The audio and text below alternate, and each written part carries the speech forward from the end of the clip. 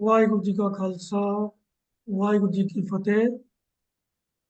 ਸਿੱਖ missionary college ਦੀ online class USA ਤੋਂ ਤੁਹਾਡੇ ਸਾਰਿਆਂ ਦਾ ਸਵਾਗਤ ਹੈ। ਅੱਜ ਦੀ ਕਲਾਸ ਵਿੱਚ ਜੋ ਪ੍ਰੋਗਰਾਮ ਲਿਖਿਆ ਗਿਆ ਸੀਗਾ ਉਹਦੇ ਮੁਤਾਬਕ ਵੀਰ ਤੇਜਿੰਦਰ ਸਿੰਘ ਜੀ ਨੇ ਸਿੱਖ ਰਾਜ ਕਿਵੇਂ ਬਣਿਆ ਇਸ ਵਿਸ਼ੇ ਦੇ ਉੱਤੇ ਆਪਣੇ ਲੜੀਵਾਰ ਵਿਖਿਆਨ ਦਾ ਅਗਲਾ ਹਿੱਸਾ ਸਾਡੇ ਨਾਲ ਸਾਂਝਾ ਕਰਨਾ ਸੀ, ਪਰ ਕਿਸੇ ਕਾਰਨ ਵਸ ਉਹ ਅੱਜ ਦੀ ਕਲਾਸ 'ਚ ਹਾਜ਼ਰੀ ਨਹੀਂ ਭਰ ਸਕੇ। ਤੋ ਇਸ ਗੈਪ ਨੂੰ ਫਿਲ ਕਰਨ ਵਾਸਤੇ ਵੀਰ ਹਰਜੀਤ ਸਿੰਘ ਜੀ ਨੇ ਇਹ ਸਮਾਂ ਸੰਭਾਲਿਆ ਹੈ। ਤੋ ਅੱਜ ਉਹ ਗੁਰੂ ਗ੍ਰੰਥ ਸਾਹਿਬ ਜੀ ਦੇ ਵਿੱਚ ਜੋ ਸੰਪਾਦਕੀ ਸੂਚਨਾਵਾਂ ਹਨ ਅਤੇ ਹੋਰ ਉਹਦੇ ਨਾਲ ਸੰਬੰਧਿਤ ਜਾਣਕਾਰੀ ਹੈ, ਜਿਹਦਾ ਇੱਕ ਭਾਗ ਆਪ ਜੀ ਸਾਡੇ ਨਾਲ ਪਹਿਲਾਂ ਸਾਂਝਾ ਕਰ ਚੁੱਕੇ ਹਨ, ਉਸੇ ਲੜੀ ਦੇ ਵਿੱਚ ਅੱਜ ਦੂਸਰਾ ਭਾਗ ਸੰਪਾਦਕੀ ਸੂਚਨਾਵਾਂ ਨਾਲ ਸੰਬੰਧਿਤ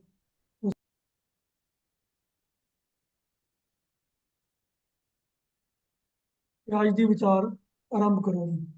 ਧੰਨ ਹਰਜੀਤ ਸਿੰਘ। ਇੱਕ ਓੰਕਾਰ ਸਤਨਾਮ ਕਰਤਾ ਪੁਰਖ ਨਿਰਭਉ ਨਿਰਵੈਰ ਅਕਾਲ ਮੂਰਤ ਅਜੂਨੀ ਸੈਭੰ ਗੁਰ ਪ੍ਰਸਾਦ। ਸਨਮਾਨਯੋਗ ਗੁਰੂ ਸਵਾਰਿਓ, ਵਾਹਿਗੁਰੂ ਜੀ ਕਾ ਖਾਲਸਾ ਵਾਹਿਗੁਰੂ ਜੀ ਕੀ ਫਤਿਹ।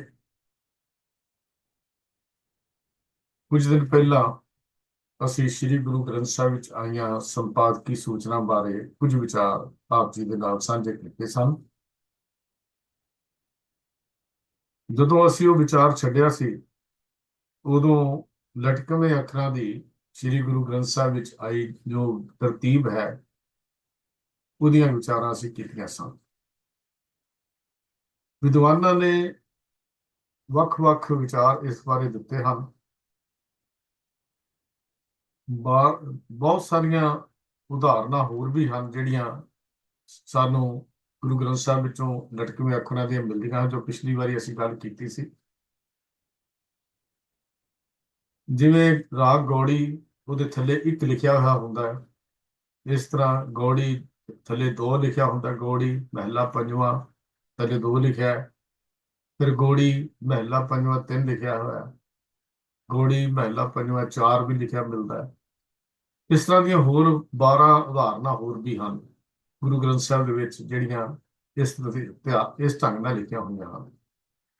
ਬਹੁਤ ਸਾਰੇ ਵਿਦਵਾਨਾਂ ਨੇ ਸਿਰਲੇਖਾਂ ਦੇ ਹੇਠ ਛੋਟੇ ਅੰਕਾਂ ਦਾ ਜੋ ਭਾਵ ਹੈ ਉਹ ਘਰਾਂ ਦੇ ਸੂਚਕ ਨੂੰ ਮੰਨਿਆ ਹੈ, ਪਰ ਹਾਲੇ ਇਸ ਬਾਰੇ ਸਹਿਮਤੀ ਨਹੀਂ ਬਣੀ। ਵਿਦਵਾਨਾਂ ਵਿੱਚ ਥੋੜੇ ਬਹੁਤੇ ਫਰਕ ਹਨ। ਜਦ ਤੱਕ ਸਹਿਮਤੀ ਨਹੀਂ ਬਣਦੀ ਜਾਂ ਇਸ ਬਾਰੇ ਹੋਰ ਸਾਨੂੰ ਵੇਰਵਾ ਨਹੀਂ ਮਿਲਦਾ, ਅਸੀਂ ਇਸ ਵਿਚਾਰ ਨੂੰ ਇੱਥੇ ਵਿਦਵਾਨਾਂ ਤੱਕ ਹੀ ਸੀਮਤ ਰੱਖਦੇ ਹਾਂ ਕਿ ਇਹ ਘਰਾਂ ਦੇ ਸੂਚਕ ਕਰਕੇ ਹੀ ਮੰਨਿਆ ਗਿਆ ਹੈ। ਇੱਕ ਗੱਲ ਹੋਰ ਦੇਖਣ ਵਾਲੀ ਇਹ ਹੈ ਕਿ ਇਹ ਸੂਚਨਾ ਕੇਵਲ ਗੁਰੂ ਅਰਜਨ ਦੇਵ ਸੱਚੇ ਪਾਤਸ਼ਾਹ ਮਹਾਰਾਜ ਦੀ ਬਾਣੀ ਵਿੱਚ ਹੀ ਮਿਲਦੀ ਹੈ। ਕਿਸੇ ਹੋਰ ਗੁਰੂ ਸਾਹਿਬ ਜਾਂ ਹੋਰ ਕਿਸੇ ਭਗਤ ਦੀ ਬਾਣੀ ਦੇ ਵਿੱਚ ਇਸ ਤਰ੍ਹਾਂ ਦੀਆਂ ਸੂਚਨਾਵਾਂ ਸਾਨੂੰ ਨਹੀਂ ਮਿਲਦੀਆਂ। ਇਹ ਇੱਕ ਗੱਲ ਦਾ ਸਾਡੇ ਕੋਲ ਪ੍ਰਤੱਖ ਜਾਂ ਸਬੂਤ ਪ੍ਰਮਾਣ ਹੈ। ਇਹ ਸੂਚਨਾ ਵਿਧੀ ਵੀ ਜਿਹੜੀ ਹੈ, ਇਹਦੀ ਸੰਪਾਦਕ ਗੁਰੂ ਅਰਜਨ ਦੇਵ ਮਹਾਰਾਜ ਜੀ ਦੀ ਕਾਢ ਹੈ। ਇਸ ਤੋਂ ਸ੍ਰੀ ਗੁਰੂ ਗ੍ਰੰਥ ਸਾਹਿਬ ਦੇ ਵਿੱਚ ਇਹ ਲਟਕਵੇਂ ਅੱਖਰ ਪਾ ਕੇ ਕੋਈ ਸੂਚਨਾ ਦੇਣੀ ਇਸ ਤੋਂ ਪਹਿਲਾਂ ਮਿਲਦੀ ਨਹੀਂ ਹੈ। ਇਹ ਸ੍ਰੀ ਗੁਰੂ ਗ੍ਰੰਥ ਸਾਹਿਬ ਵਿੱਚ ਸਿਰਫ ਗੁਰੂ ਅਰਜਨ ਦੇਵ ਸੱਚੇ ਪਾਤਸ਼ਾਹ ਨੇ ਇਸਤੇਮਾਲ ਕੀਤੀ ਹੈ। ਇੱਥੋਂ ਭਲੀ ਭਾਂਤ ਆਪਾਂ ਅੰਦਾਜ਼ਾ ਲਾ ਸਕਦੇ ਹਾਂ ਵੀ ਇਹ ਕਾਢ ਵੀ ਸੱਚੇ ਪਾਤਸ਼ਾਹ ਗੁਰੂ ਅਰਜਨ ਦੇਵ ਮਹਾਰਾਜ ਦੀ ਹੈ। ਕਿੰਨੇ ਮਹਾਨ ਸੰਪਾਦਕ ਗੁਰੂ ਅਰਜਨ ਦੇਵ ਮਹਾਰਾਜ ਜੀ ਹਨ। ਇੱਕ ਹੋਰ ਵਿਧੀ ਅੰਕਾਂ ਦੇ ਸਿਰਲੇਖ ਹੇਠ ਦੇਣ ਦੀ ਬਜਾਏ ਉਹਦੇ ਨਾਲ ਨਾਲ ਲਿਖ ਕੇ ਦਿੱਤੀ ਗਈ ਹੈ ਘਰ ਨੂੰ ਦਰਜ ਕਰਨ ਲਈ। ਉਦਾਹਰਨ ਦੇ ਵਜੋਂ ਗੌੜੀ ਪੂਰਬੀ ਅੱਗੇ ਲਿਖਿਆ ਹੋਇਆ 11, ਫਿਰ ਗੌੜੀ ਪੂਰਬੀ 12, 1 2 ਕਰਕੇ ਇਸ ਤਰ੍ਹਾਂ ਲਿਖਿਆ ਹੋਇਆ, ਗੌੜੀ ਪੂਰਬੀ 13। ਇਹ ਸਿਰਲੇਖਾਂ ਦੇ ਭਾਗ ਹਨ, ਪਰ ਇਹਨਾਂ ਦੇ ਮਹਿਲਿਆਂ ਦੇ ਸੂਚਕ ਜਿਹੜੇ ਉਹ ਨਹੀਂ ਹੋ ਸਕਦੇ। ਵੀ ਇਹਦਾ ਜਿਵੇਂ ਅਸੀਂ ਸ਼ਲੋਕ ਮਹਿਲਾ ਪਹਿਲਾ ਕਰਦੇ ਆ, ਇੱਕ ਲਿਖਿਆ ਤੈਨੂੰ ਪਹਿਲਾ ਕਰਕੇ ਮਹਿਲੇ ਦਾ ਨਾਂ ਜੋੜ ਦਿੰਦੇ ਆ, ਪਰ ਇੱਥੇ 11 ਜਾਂ 12 ਜਾਂ 13 ਇਹ ਮਹਿਲਾ ਤਾਂ ਹੋ ਨਹੀਂ ਸਕਦੇ। ਕਿਉਂ? ਬਾਣੀਕਾਰਾਂ ਦੇ ਜਿਹੜੇ ਸੂਚਕ ਦੇ ਉਹ ਪਹਿਲੇ ਤਾਂ ਜਾਂ 1 ਤੋਂ 5 ਤੱਕ ਹਨ, ਤੇ ਜਾਂ ਫਿਰ 9 ਗੁਰੂ ਤੇਗ ਬਹਾਦਰ ਸਾਹਿਬ ਦਾ ਜੀ ਸੱਚੇ ਪਾਤਸ਼ਾਹ ਜੀ ਦੀ ਬਾਣੀ ਦਰਜ ਹੈ। ਗੁਰੂ ਨਾਨਕ ਸਾਹਿਬ ਤੋਂ ਲੈ ਕੇ ਗੁਰੂ ਅਰਜਨ ਦੇਵ ਮਹਾਰਾਜ ਤੱਕ, ਤੇ ਜਾਂ ਗੁਰੂ ਤੇਗ ਬਹਾਦਰ ਸਾਹਿਬ ਜੀ ਦੀ ਬਾਣੀ ਦਰਜ ਹੈ। ਤੋ ਇਸ ਕਰਕੇ ਇਹ ਅੰਕ ਜਿਹੜੇ ਹਨ ਇਹਨਾਂ ਨੂੰ ਵੀ ਘਰਾਂ ਦਾ ਸੂਚਕ ਹੀ ਮੰਨਿਆ ਗਿਆ ਹੈ। ਵਿਦਵਾਨਾਂ ਨੇ ਇਹਨੂੰ ਘਰਾਂ ਦਾ ਸੂਚਕ ਹੀ ਮੰਨਿਆ ਹੈ। ਗਾਇਨ ਦੇ ਨਾਲ ਕੁਝ ਹੋਰ ਸੂਚਨਾਵਾਂ ਗੁਰੂ ਗ੍ਰੰਥ ਸਾਹਿਬ ਵਿੱਚ ਮਿਲਦੀਆਂ ਹਨ, ਜਿਵੇਂ ਜਤ, ਪੜਤਾਲ। ਇਹ ਸਿਰਲੇਖ ਵੀ ਸਾਨੂੰ ਮਿਲਦੇ ਹਨ। ਇੱਕ ਸਿਰਲੇਖ ਆਸਾ ਰਾਗ ਦੇ ਵਿੱਚ ਮਿਲਦਾ ਹੈ। ਆਸਾ ਮਹਿਲਾ ਪੰਜਵਾਂ, ਘਰ ਚੌਥਾ, ਬਿਰਹੜੇ ਸ਼ੰਤਾਂ ਕੀ ਜਤ। ਤੋ ਇਹਦਾ ਭਾਵ ਕੀ ਹੈ ਕਿ ਇਹਨਾਂ ਸ਼ਬਦਾਂ ਨੂੰ ਚੌਥੇ ਘਰ ਦੇ ਵਿੱਚ, 4 ਘਰ ਵਿੱਚ ਗਾਉਣ ਵਾਲੇ ਛੰਦਾਂ ਦੀ ਧਾਰਨਾ ਦੇ ਉੱਤੇ ਗਾਉਣਾ ਹੈ। ਜਿਹੜਾ ਇਹ ਸੂਚਨਾ ਸਾਨੂੰ ਮਿਲਦੀ ਹੈ, ਆਸਾ ਮਹਿਲਾ ਪੰਜਵਾਂ, ਘਰ ਚੌਥਾ, ਬਿਰਹੜੇ ਸ਼ੰਤਾਂ ਕੀ ਜਤ। ਇਸ ਘਰ ਚੌਥਾ ਸ਼ੰਤਾਂ ਕੀ ਜਤ ਦਾ ਜੋ ਭਾਵ ਹੈ ਉਹ ਇਹ ਹੈ ਕਿ ਇਹਨਾਂ ਸ਼ਬਦਾਂ ਨੂੰ 4 ਘਰ ਵਿੱਚ ਗਾਉਣ ਵਾਲੇ ਛੰਦਾਂ ਦੀ ਧਾਰਨਾ ਦੇ ਉੱਤੇ ਹੀ ਗਾਉਣਾ ਹੈ। ਜਤ ਪਿਛਲੀ ਵਾਰ ਵੀ ਮੈਂ ਗੱਲ ਕੀਤੀ ਸੀ, ਲੇਕਿਨ ਪ੍ਰੋਫੈਸਰ ਸਾਹਿਬ ਸਿੰਘ ਜੀ ਨੇ ਜੋ ਰਾਗ ਵਿਦਿਆ ਵਿੱਚ ਇੱਕ ਤਕਨੀਕੀ ਸੰਕੇਤ ਹੈ ਇਹਦਾ ਸ਼ਬਦ ਲਿਖਿਆ ਹੈ। ਤੇ ਪ੍ਰੋਫੈਸਰ ਸਾਹਿਬ ਸਿੰਘ ਜੀ ਲਿਖਦੇ ਨੇ, ਜਦੋਂ ਸੱਜਾ ਹੱਥ ਉਂਗਲੀਆਂ ਵਿੱਚੋਂ ਜੋੜੀ ਦੇ ਕੰਢੇ ਤੇ ਵਿਚਕਾਰ ਕੰਮ ਕਰੇ ਤੇ ਖੱਬਾ ਹੱਥ ਖੁੱਲਾ ਜ਼ੋਰ ਨਾਲ ਵੱਜੇ ਤਾਂ ਉਸ ਨੂੰ ਜਤ ਕਹਿੰਦੇ ਹਨ। ਪ੍ਰੋਫੈਸਰ ਸਾਹਿਬ ਸਿੰਘ ਜੀ ਜਤ ਨੂੰ ਇੱਕ ਚਾਲ ਮੰਨਦੇ ਹਨ ਤੇ ਦੱਸਦੇ ਹਨ ਕਿ ਇਹਨਾਂ ਦੀ ਚਾਲ ਸ਼ੰਤਾਂ ਵਾਲੀ ਹੈ। ਪੜਤਾਲ ਦਾ ਅਰਥ, ਤਾਲ ਦਾ ਅਰਥ ਜਿਹੜਾ ਮੁੜ ਕੇ ਤਾਲ ਦਾ ਬਦਲ ਜਾਣਾ, ਉਹਨੂੰ ਪੜਤਾਲ ਕਿਹਾ ਜਾਂਦਾ ਹੈ। ਇਹ ਵੀ ਸਿਰਲੇਖ ਸ੍ਰੀ ਗੁਰੂ ਗ੍ਰੰਥ ਸਾਹਿਬ ਅੰਦਰ ਸਾਨੂੰ ਸੂਚਨਾ ਮਿਲਦੀ ਹੈ ਵੀ ਇਸ ਸ਼ਬਦ ਵਿੱਚ ਤਾਲ ਜਿਹੜਾ ਹੈ ਬਾਰ-ਬਾਰ ਬਦਲਦਾ ਹੈ, ਮੁੜ ਕੇ ਇਹਨੂੰ ਉਸ ਮੁਤਾਬਕ ਇਹਦੀ ਗਾਇਕੀ ਜਿਹੜੀ ਹੈ ਇਹ ਕੀਤੀ ਜਾਂਦੀ ਹੈ। ਇੱਕ ਸੂਚਨਾ ਸਾਨੂੰ ਹੋਰ ਮਿਲਦੀ ਹੈ ਸ੍ਰੀ ਗੁਰੂ ਗ੍ਰੰਥ ਸਾਹਿਬ ਵਿੱਚ, ਉਹ ਹੈ ਲੋਕ ਛੰਦ ਦੀਆਂ ਧਾਰਨਾ ਦੇ ਉੱਤੇ ਗਾਉਣ ਦੀ ਸੂਚਨਾ। ਜਿਵੇਂ ਗੌੜੀ ਬੈਰਾਗਨ ਰहोए ਕੇ ਛੰਦ ਘਰ ਮਹਿਲਾ ਪੰਜਵਾਂ, ਇੱਕ ਸਿਰਲੇਖ ਮਿਲਦਾ ਹੈ ਸਾਨੂੰ ਗੁਰੂ ਗ੍ਰੰਥ ਸਾਹਿਬ ਦੇ ਵਿੱਚ। ਫਿਰ ਵਡਹੰਸ ਮਹਿਲਾ ਚੌਥਾ, ਘੋੜੀਆਂ। ਰਾਗ ਵਡਹੰਸ ਮਹਿਲਾ ਪਹਿਲਾ, ਘਰ ਪੰਜਵਾਂ, ਅਲਾਣੀਆਂ। ਗੌੜੀ ਪੂਰਬੀ ਮਹਿਲਾ ਚੌਥਾ, ਕਰਹਲੇ। ਫਿਰ ਸੱਦ ਦੇ ਨਾਲ ਇੱਕ ਸ਼ਬਦ ਮਿਲਦਾ ਰਾਮਕਲੀ ਸੱਦ, ਕਿਉਂਕਿ ਰਾਮਕਲੀ ਰਾਗ ਦਾ ਨਾਮ ਹੈ, ਬਾਣੀ ਦਾ ਨਾਮ ਕੇਵਲ ਸੱਦ ਹੈ। ਆਮ ਤੌਰ ਤੇ ਇਹਨੂੰ ਅਸੀਂ ਬਾਣੀ ਦਾ ਨਾਮ ਰਾਮਕਲੀ ਸੱਦ ਕਹਿੰਦੇ ਹਾਂ, ਲੇਕਿਨ ਬਾਣੀ ਦਾ ਨਾਮ ਕੇਵਲ ਸੱਦ ਹੈ। ਰਾਮਕਲੀ ਜਿਹੜਾ ਹੈ ਉਹ ਰਾਗ ਦਾ ਨਾਮ ਹੈ। ਇਸ ਸਿਰਲੇਖਾਂ ਵਿੱਚ ਸਮਝਾਉਂਦੀ ਹੈ ਕਿ ਜਿਹੜਾ ਘੋੜੀਆਂ ਸਿਰਲੇਖ ਹੈ, ਮੰਗਲ ਗੀਤ ਹਨ ਕਿ ਉਹ ਸ਼ਾਦੀ ਵਿਆਹ ਦੇ ਮੌਕੇ ਤੇ ਗਾਏ ਜਾਂਦੇ ਸਨ, ਤੇ ਗੁਰੂ ਸਾਹਿਬ ਜੀ ਨੇ ਉਹਨਾਂ ਚੀਜ਼ਾਂ ਦਾ ਇਸਤੇਮਾਲ ਕਰਕੇ ਹੀ ਘੋੜੀਆਂ ਦਾ ਸ਼ਬਦ ਇਸਤੇਮਾਲ ਕਰਕੇ ਕੀ ਗਾਉਣਾ ਹੈ, ਪਰਮੇਸ਼ਰ ਦੀ ਸਿਫਤ ਸਲਾਹ ਕਰਨੀ, ਤੇ ਉਸ ਘੋੜੀਆਂ ਦਾ ਸਿਰਲੇਖ ਦੇ ਕੇ ਮੰਗਲ ਦੇ ਗੀਤ ਜਿਹੜੇ ਹਨ ਉਸ ਹਿਸਾਬ ਨਾਲ ਲਿਖੇ ਹਨ।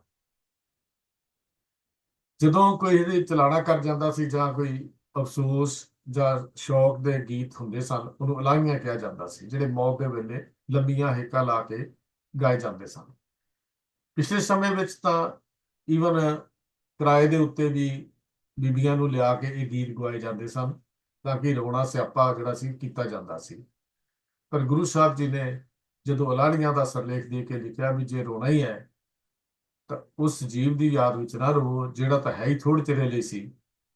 ਸੱਚਮੁੱਚ ਜੇ ਰੋਣਾ ਹੈ ਤਾਂ ਉਸ ਪ੍ਰੀਤਮ ਦੀ ਯਾਦ ਵਿੱਚ ਰੋ ਜਿੱਥੋਂ ਜਨਮ ਤੋਂ ਲੈ ਕੇ ਅਸੀਂ ਹੁਣ ਤੱਕ ਵਿਛੜੇ ਹੋਏ ਹਾਂ। ਰੋਣ ਦਾ ਕਾਰਨ ਵਿਛੋੜਾ ਹੈ, ਤੇ ਵਿਛੋੜਾ ਸਾਡਾ ਪਰਮਾਤਮਾ ਦੇ ਨਾਲ ਹੈ। ਸੱਚਮੁੱਚ ਜੇ ਉਹ ਅੱਖਾਂ ਦੇ ਵਿੱਚ ਅਥਰੂ ਵਿਰਾਗ ਦੇ ਵਗ ਜਾਣ ਵੀ ਸਾਡਾ ਉਹਦਾ ਮਿਲਾਪ ਕਿਵੇਂ ਹੋਏਗਾ, ਉਹ ਰੋਣਾ ਤਾਂ ਸਾਰਥਕ ਹੈ। ਇਸ ਨਾਸ਼ਵਾਨ ਜੀਵ ਨੂੰ ਰੋਣਾ, ਇਹ ਜਿਹੜਾ ਹੈ ਗੁਰਮਤਿ ਨੇ ਇਹਨੂੰ ਪ੍ਰਵਾਨ ਨਹੀਂ ਕੀਤਾ। ਤਾਂ ਉਹਦਾ ਸਿਰਲੇਖ ਅਲਾਹੀਆਂ ਹੀ ਦਿੱਤਾ, ਲੇਕਿਨ ਅਲਾਹੀਆਂ ਦੀ ਜੋ ਭਾਵ ਅਰਥ ਸਨ ਉਹ ਬੜੇ ਕਮਾਲ ਦੇ ਹਨ, ਜਿਹੜੇ ਸਤਿਗੁਰੂ ਜੀ ਨੇ, ਗੁਰੂ ਨਾਨਕ ਸਾਹਿਬ ਤੇ ਗੁਰੂ ਅਮਰਦਾਸ ਮਹਾਰਾਜ ਨੇ ਇਸ ਸਰਲੇਖ ਦੇ ਵਿੱਚ ਜਿਹੜੇ ਸ਼ਬਦ 9 ਸ਼ਬਦ ਆਉਂਦੇ ਨੇ, 5 ਤਵਾ 4 9 ਸ਼ਬਦ ਹਨ ਅਲਾਰੀਆਂ ਸਰਲੇਖ ਦੇ, ਜਿਹੜੇ ਸ੍ਰੀ ਗੁਰੂ ਗ੍ਰੰਥ ਸਾਹਿਬ ਜੀ ਦੀ ਬਾਣੀ ਵਿੱਚੋਂ ਮਿਲਦੇ ਹਨ। ਕਰਹਲੇ ਉਸ ਗੀਤ ਹਨ ਜਿਹੜੇ ਲੰਮੀ ਸੁਰ ਵਾਲੇ, ਜਦੋਂ ਵਪਾਰੀ ਊਠਾਂ ਤੇ ਮਾਲ ਲੱਦ ਕੇ ਦੂਰ ਦੇਸ਼ਾਂ 'ਚ ਪਹੁੰਚਾਉਣ ਲਈ ਸਫ਼ਰ ਕਰਦੇ ਸਨ, ਤਾਂ ਉਹਨਾਂ ਨੂੰ ਨਾਲ ਗੀਤ ਗਾਉਂਦੇ ਸਨ, ਤਾਂ ਉਹਨਾਂ ਨੂੰ ਕਰਹਲੇ ਕਿਹਾ ਜਾਂਦਾ ਸੀ। ਕਰਹਲੇ ਮਨ ਪਰਦੇਸੀਆ, ਜਿੱਥੋਂ ਸ਼ਿਵ ਕਰਹਲੇ ਮਨ ਪਰਦੇਸੀਆ, ਉਹ ਇਸ ਤਰ੍ਹਾਂ ਇਹ ਸ਼ਬਦ ਜਿਹੜੇ ਹਨ ਇਹ ਕਰਹਲੇ ਸਰਲੇਖ ਹੇਠ ਵੀ ਗੁਰੂ ਗ੍ਰੰਥ ਸਾਹਿਬ ਵਿੱਚ ਦਿੱਤੇ ਗਏ ਹਨ, ਵੀ ਇਹਦੇ ਪਾਠ ਉਸ ਢੰਗ ਨਾਲ ਜਾਂ ਕੀਤਾ ਜਾ ਸਕਦਾ ਹੈ ਜਿਸ ਤਰ੍ਹਾਂ ਉਹ ਲੰਬੇ ਸੁਰਾਂ ਹੇਕਾਂ ਲਾ ਕੇ ਗੀਤ ਜਿਹੜੇ ਸਨ ਉਹ ਗਾਏ ਜਾਂਦੇ ਸਨ।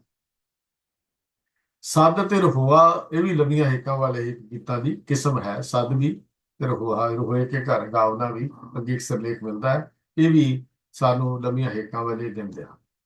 ਇਹ ਵੀ ਸਾਨੂੰ ਪਤਾ ਹੈ ਕਿ ਜਿਹੜੇ ਭਗਤ ਬਾਣੀ ਗੁਰੂ ਗ੍ਰੰਥ ਸਾਹਿਬ ਵਿੱਚ ਸ਼ਾਮਲ ਹੈ, ਉਹਦੇ ਵਿੱਚ ਹਰ ਤਰ੍ਹਾਂ ਦੀ ਸੰਪਾਦਕੀ ਇਕਸਾਰਤਾ ਜੋ ਗੁਰਬਾਣੀ ਵਿੱਚ ਹੈ, ਜਿਵੇਂ ਰਾਗਾਂ ਦੇ ਨਾਮ, ਕਾਵਿ ਰੂਪ, ਛੰਦਾਂ ਤੇ ਬਾਣੀਆਂ ਦੇ ਨਾਮ, ਜਿਹੜੀ ਬਾਣੀ ਭਗਤ ਬਾਣੀ ਸ੍ਰੀ ਗੁਰੂ ਗ੍ਰੰਥ ਸਾਹਿਬ ਦਰਜ ਨਹੀਂ, ਕਿ ਉਹਨਾਂ ਵਿੱਚ ਵੀ ਜਿਹੜੀਆਂ ਸੂਚਨਾਵਾਂ ਹਨ ਇਹ ਅਜੇ ਵਿਚਾਰਨ ਦੀ ਲੋੜ ਹੈ। ਆਮ ਤੌਰ ਤੇ ਇਹ ਸੂਚਨਾਵਾਂ ਉਹਨਾਂ ਵਿੱਚੋਂ ਨਹੀਂ ਮਿਲਦੀਆਂ। ਕੁਝ ਰਚਨਾਵਾਂ ਜਿਹੜੀਆਂ ਮਿਲਦੀਆਂ ਹਨ ਤਾਂ ਇਹ ਉੱਥੋਂ ਇਹ ਸੂਚਨਾਵਾਂ ਜਿਹੜੀਆਂ ਹਨ ਨਹੀਂ ਮਿਲਦੀਆਂ। ਉਦਾਹਰਨ ਦੇ ਤੌਰ ਤੇ ਅਸੀਂ ਦੇਖ ਲਈਏ ਕਬੀਰ ਜੀ, ਨਾਮਦੇਵ ਜੀ, ਰਵਿਦਾਸ ਜੀ ਭਗਤਾਂ ਦੇ ਜਿਹੜੀ ਗੁਰੂ ਗ੍ਰੰਥ ਸਾਹਿਬ 'ਚ ਰਚਨਾਵਾਂ ਦਰਜ ਹਨ ਉਹਨੂੰ ਅਸੀਂ ਗੁਰਬਾਣੀ ਆਖਦੇ ਹਾਂ, ਤੇ ਜਿਹੜੇ ਸੰਕੇਤ ਉਹਨਾਂ ਵਿੱਚ ਦਿੱਤੇ ਗਏ ਹਨ ਉਹ ਸਾਨੂੰ ਗੁਰੂ ਅਰਜਨ ਦੇਵ ਮਹਾਰਾਜ ਨੇ ਸੰਕੇਤ ਕੁਝ ਦਿੱਤੇ ਹਨ। ਇਹ ਜਿਹੜੀ ਗੁਰੂ ਗ੍ਰੰਥ ਸਾਹਿਬ 'ਚ ਬਾਣੀ ਦਰਜ ਨਹੀਂ, ਉਹਦੇ ਵਿੱਚ ਰਾਗ ਸੰਕੇਤਾਂ ਬਾਰੇ ਬੜੇ ਵਖਰੇਵੇਂ ਸਾਨੂੰ ਮਿਲਦੇ ਹਨ। ਡਾਕਟਰ ਸਰਨਾਮ ਸਿੰਘ ਹਿੰਦੀ ਵਿਦਵਾਨ ਹਨ, ਜਿਨ੍ਹਾਂ ਨੇ ਕਬੀਰ ਬਾਣੀ ਦਾ ਬਹੁਪੱਖੀ ਅਧਿਐਨ ਸਦਕਾ ਡੀ.ਲਿਟ ਦੀ ਪਦਵੀ ਲਈ ਹੈ। ਉਹਨਾਂ ਨੇ ਕਬੀਰ ਬਾਣੀ ਦਾ ਇੱਕ ਸੰਕਲਨ ਵੀ ਤਿਆਰ ਕੀਤਾ ਹੈ। ਡਾਕਟਰ ਸ਼ਰਮਾ ਜਿਹੜੇ ਇਹ ਸਰ ਰਾਮ ਸਿੰਘ ਸ਼ਰਮਾ, ਇਹ ਕਬੀਰ ਬਾਣੀ 'ਚ ਇੱਕ ਸ਼ਬਦ ਅਜਿਹਾ ਨਹੀਂ ਜਿਸ ਉੱਤੇ ਰਾਗ, ਕਾਵਿ ਰੂਪ ਦਾ ਨਾਮ, ਗਾਇਨ ਦੀਆਂ ਬਰੀਕੀਆਂ ਜਾਂ ਹੋਰ ਕਿਸੇ ਸੂਚਨਾ ਅੰਕਿਤ ਹੋਵੇ। ਉਹਨਾਂ ਨੇ ਇਹ ਗੱਲ ਲਿਖੀ ਹੈ, ਉਹਨਾਂ ਨੇ ਪੂਰਾ ਅਧਿਐਨ ਕੀਤਾ ਹੈ, ਤੇ ਮੈਂ ਉਹਨਾਂ ਦਾ ਹਵਾਲਾ ਦੇ ਕੇ ਆਪ ਜੀ ਨਾਲ ਗੱਲ ਕਰ ਰਿਹਾ।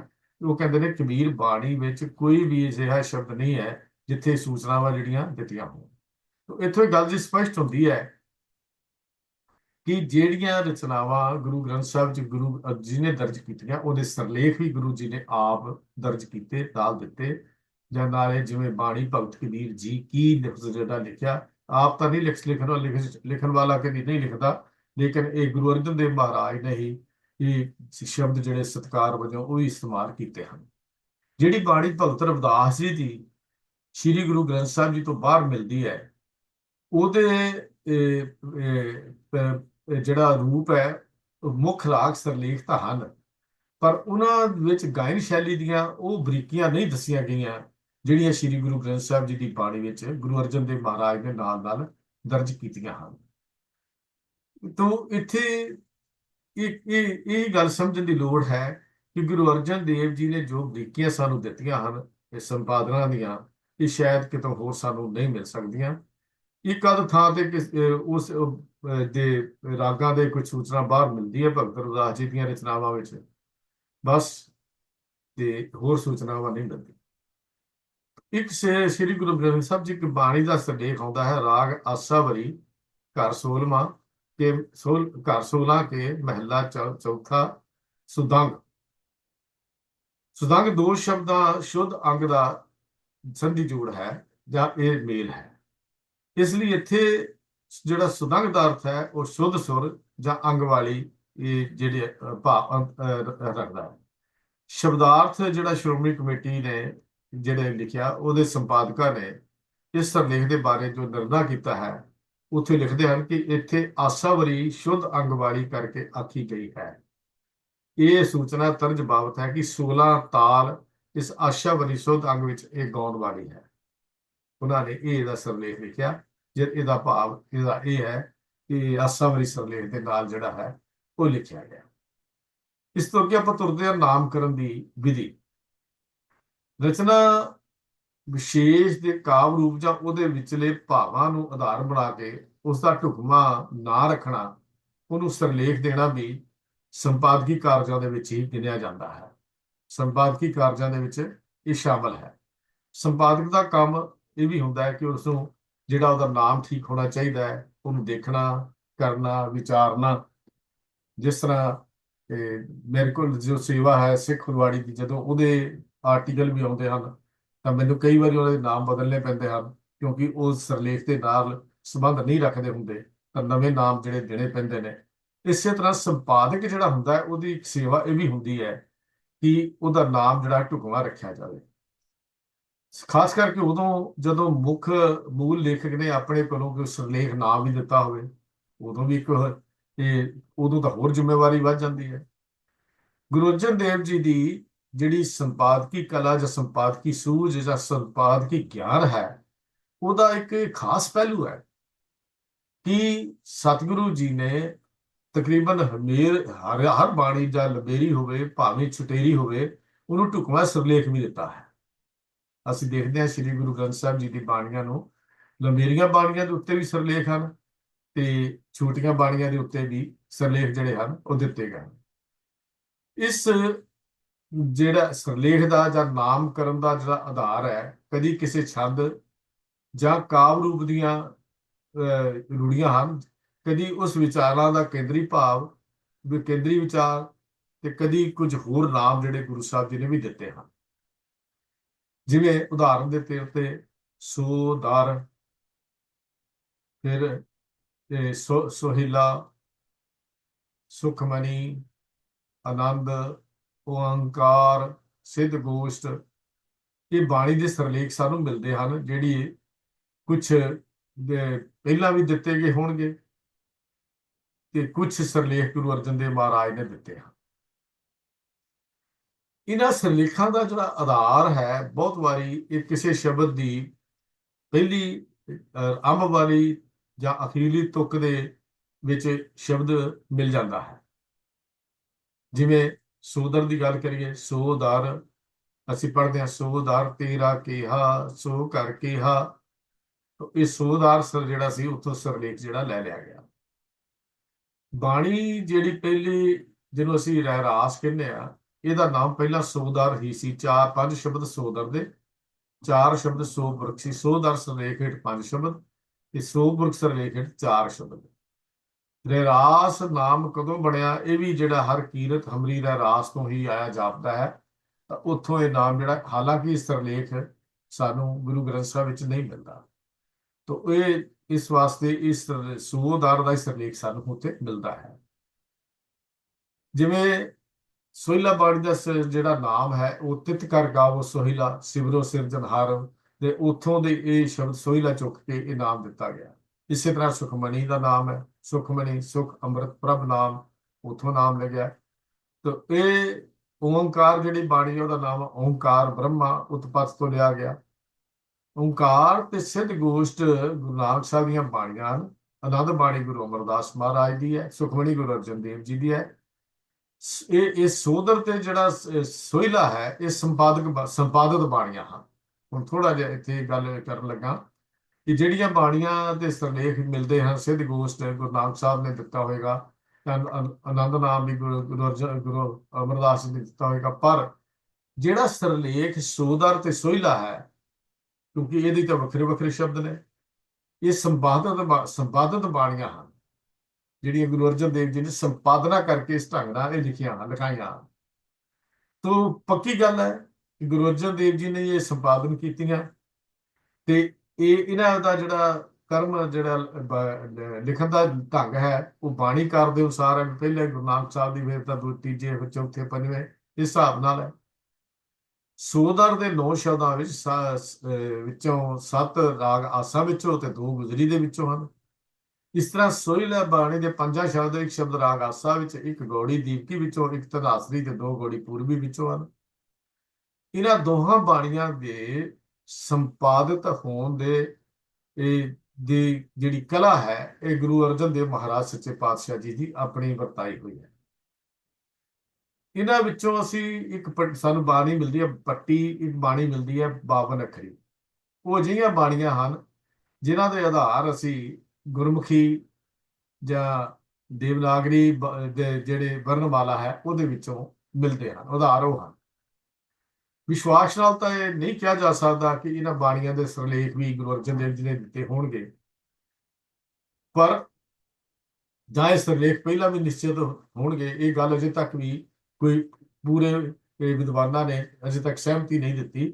ਹੋ ਸਕਦਾ ਹੈ ਸਿਰਲੇਖ ਪਹਿਲਾਂ ਵੀ ਦਿੱਤੇ ਹੋਣ, ਪਰ ਇਹ ਇੱਕ ਗੱਲ ਜਿਹੜੀ ਅਸਲ ਵਿੱਚ ਕਹੀ ਜਾ ਸਕਦੀ ਹੈ ਕਿ ਸੰਪਾਦਕੀ ਯੋਜਨਾ ਦੇ ਵਿੱਚ ਇੱਕ ਸਾਰਤਾ ਰੱਖਣ ਲਈ ਗੁਰੂ ਅਰਜਨ ਦੇਵ ਜੀ ਨੇ ਉਹਨਾਂ ਸਾਰੀਆਂ ਬਾਣੀਆਂ ਦੇ ਸਿਰਲੇਖ ਆਪਣੇ ਕੋਲੋਂ ਦਿੱਤੇ ਜਿਨ੍ਹਾਂ ਉੱਪਰ ਸਿਰਲੇਖ ਨਹੀਂ ਦਰਜ ਸੀ, ਜਿਵੇਂ ਸ਼ਲੋਕ ਵਾਰਾਂ ਤੇ ਵਧੀਕ।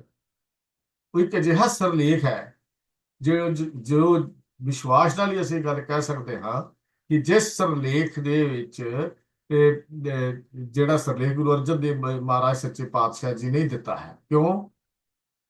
ਕਿਉਂਕਿ ਉਹਦੇ ਵਿੱਚ ਜਿਹੜੇ ਸ਼ਲੋਕ 12 ਤੋਂ ਬਚ ਗਏ ਉਹਨਾਂ ਨੂੰ ਇੱਕ ਥਾਂ ਤੇ ਇਕੱਠਾ ਕੀਤਾ ਤੇ ਇਕੱਠਾ ਕਰਕੇ ਉਹਨਾਂ ਦਾ ਸ਼ਲੋਕ 12 ਤੇ ਵਧੀਕ ਵੀ 12 ਤੋਂ ਵਧੇ ਹੋਏ ਸ਼ਲੋਕ, ਤਾਂ ਉਹਨਾਂ ਦੇ ਜਿਹੜਾ ਸਿਰਲੇਖ ਸੀ ਇਹ ਪੱਕਾ ਯਕੀਨਨ ਵਿਸ਼ਵਾਸ ਭਰੋਸੇ ਨਾਲ ਕਿਹਾ ਜਾ ਸਕਦਾ ਹੈ ਕਿ ਸੰਪਾਦਕ ਦਾ ਹੀ ਕਲਾ ਹੈ ਜਾਂ ਸੰਪਾਦਕ ਦੀ ਸੰਪਾਦਕੀ ਖੂਬੀ ਹੈ ਜਿਹੜੇ ਸਿਰਲੇਖ ਉਹਨਾਂ ਦੇ ਉੱਤੇ ਦਿੱਤੇ, ਕਿਉਂਕਿ ਇਹ ਸਿਰਲੇਖ 12 ਵੀ ਦਰਜ ਹੋਣ ਤੋਂ ਵੱਧ ਰਹੇ ਸ਼ਲੋਕਾਂ ਦਾ ਹੈ, ਇਸ ਵਾਸਤੇ ਇਸ ਦਰਜ ਜਿਹੜਾ ਸੀ ਇਹ ਦਿੱਤਾ ਗਿਆ।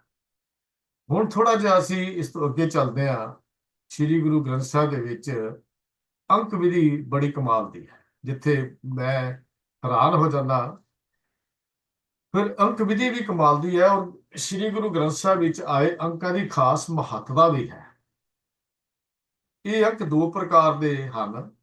ਇੱਕ ਉਹ ਜੋ ਹਰੇਕ ਸ਼ਬਦ ਅਸ਼ਟਪਦੀ ਸ਼ੰਤ ਦੇ ਜਿਹੜੇ ਬੰਦ ਹਨ ਜਾਂ ਪੌੜੀਆਂ ਹਨ ਉਹਦਾ ਦੇ ਬਾਅਦ ਗਿਣਤੀ ਵਿੱਚ ਆਉਂਦੇ ਹਨ, ਤੇ ਦੂਜੇ ਉਹ ਸ਼ਬਦ ਜੋ ਸੰਗ੍ਰਹਿ ਦੇ ਅੰਤ ਵਿੱਚ ਵੱਡੇ ਜੋੜ ਗਿਣਤੀ ਲਈ ਵਰਤੇ ਗਏ ਹਨ, ਵੱਡੇ ਜੋੜ ਲਈ ਵਰਤੇ ਗਏ ਹਨ।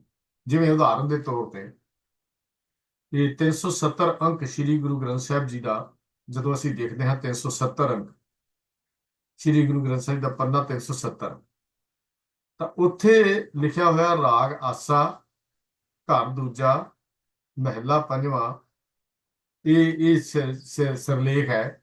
ਜਿਨ ਲਾਈ ਪ੍ਰੀਤ ਸੋਈ ਫਿਰ ਖਾਇਆ। ਤਾਂ ਇਹ ਜਦੋਂ ਇੱਥੋਂ ਜਿਹੜੇ ਸ਼ਬਦ ਸ਼ੁਰੂ ਹੁੰਦੇ ਨੇ ਇਹਦਾ ਅੰਤ ਜਾ ਕੇ ਅਖੀਰ ਜਾ ਕੇ 379 ਅੰਕ ਦੇ ਉੱਤੇ ਹੈ, ਤਾਂ ਉਸ ਸ਼ਬਦਾਂ ਦੇ ਅੰਤ ਅਖੀਰ ਤੇ ਜਾ ਕੇ ਲਿਖਿਆ ਹੋਇਆ 4 2 ਡੰਡੀਆਂ ਫਿਰ 4 ਡੰਡੀਆਂ ਫਿਰ ਉਸ ਤੋਂ ਬਾਅਦ 37 ਲਿਖਿਆ ਹੋਇਆ ਮਿਲਦਾ ਹੈ। ਹੁਣ ਇੱਥੇ 4 ਸ਼ਬਦ ਤਾਂ ਜਿਹੜਾ ਪਦਿਆਂ ਦਾ ਜੋੜ ਹੈ ਇਸ ਸ਼ਬਦ ਦੇ 4 ਅੰਕ ਹਨ, ਭਾਵ ਉੱਥਾ ਜੋੜ ਹੈ, ਪਰ 37 ਜਿਹੜਾ ਹੈ ਉਹ ਅੰਤਲੇ ਉਹ ਪਦਿਆਂ ਦਾ ਜੋੜ ਨਹੀਂ ਹੋ ਸਕਦਾ। 37 ਜੋ ਗਿਣਤੀ ਚੱਲੀ ਆ ਰਹੀ ਸੀ ਉਹ ਕੁੱਲ ਸ਼ਬਦਾਂ ਦਾ ਜੋੜ ਹੈ 37। ਇੱਥੇ 37 ਉਸ ਹਿਸਾਬ ਨਾਲ ਲਿਖਿਆ ਗਿਆ। ਇਹ MP ਸਿੰਘ ਜੀ ਦਾ ਦਿਖਾ ਦਿਓਗੇ ਨਾਲ ਤਾਂ ਹੋਰ ਚੰਗਾ ਹੋ ਜਾਏਗਾ। 379 ਦੇ ਉੱਤੇ ਅਸੀਂ ਜਦੋਂ ਦੇਖਦੇ ਹਾਂ ਤੇ ਜੋੜ ਮਿਲਦਾ ਹੈ 4 ਡੰਡੀਆਂ 4 ਫਿਰ ਡੰਡੀਆਂ ਫਿਰ 37।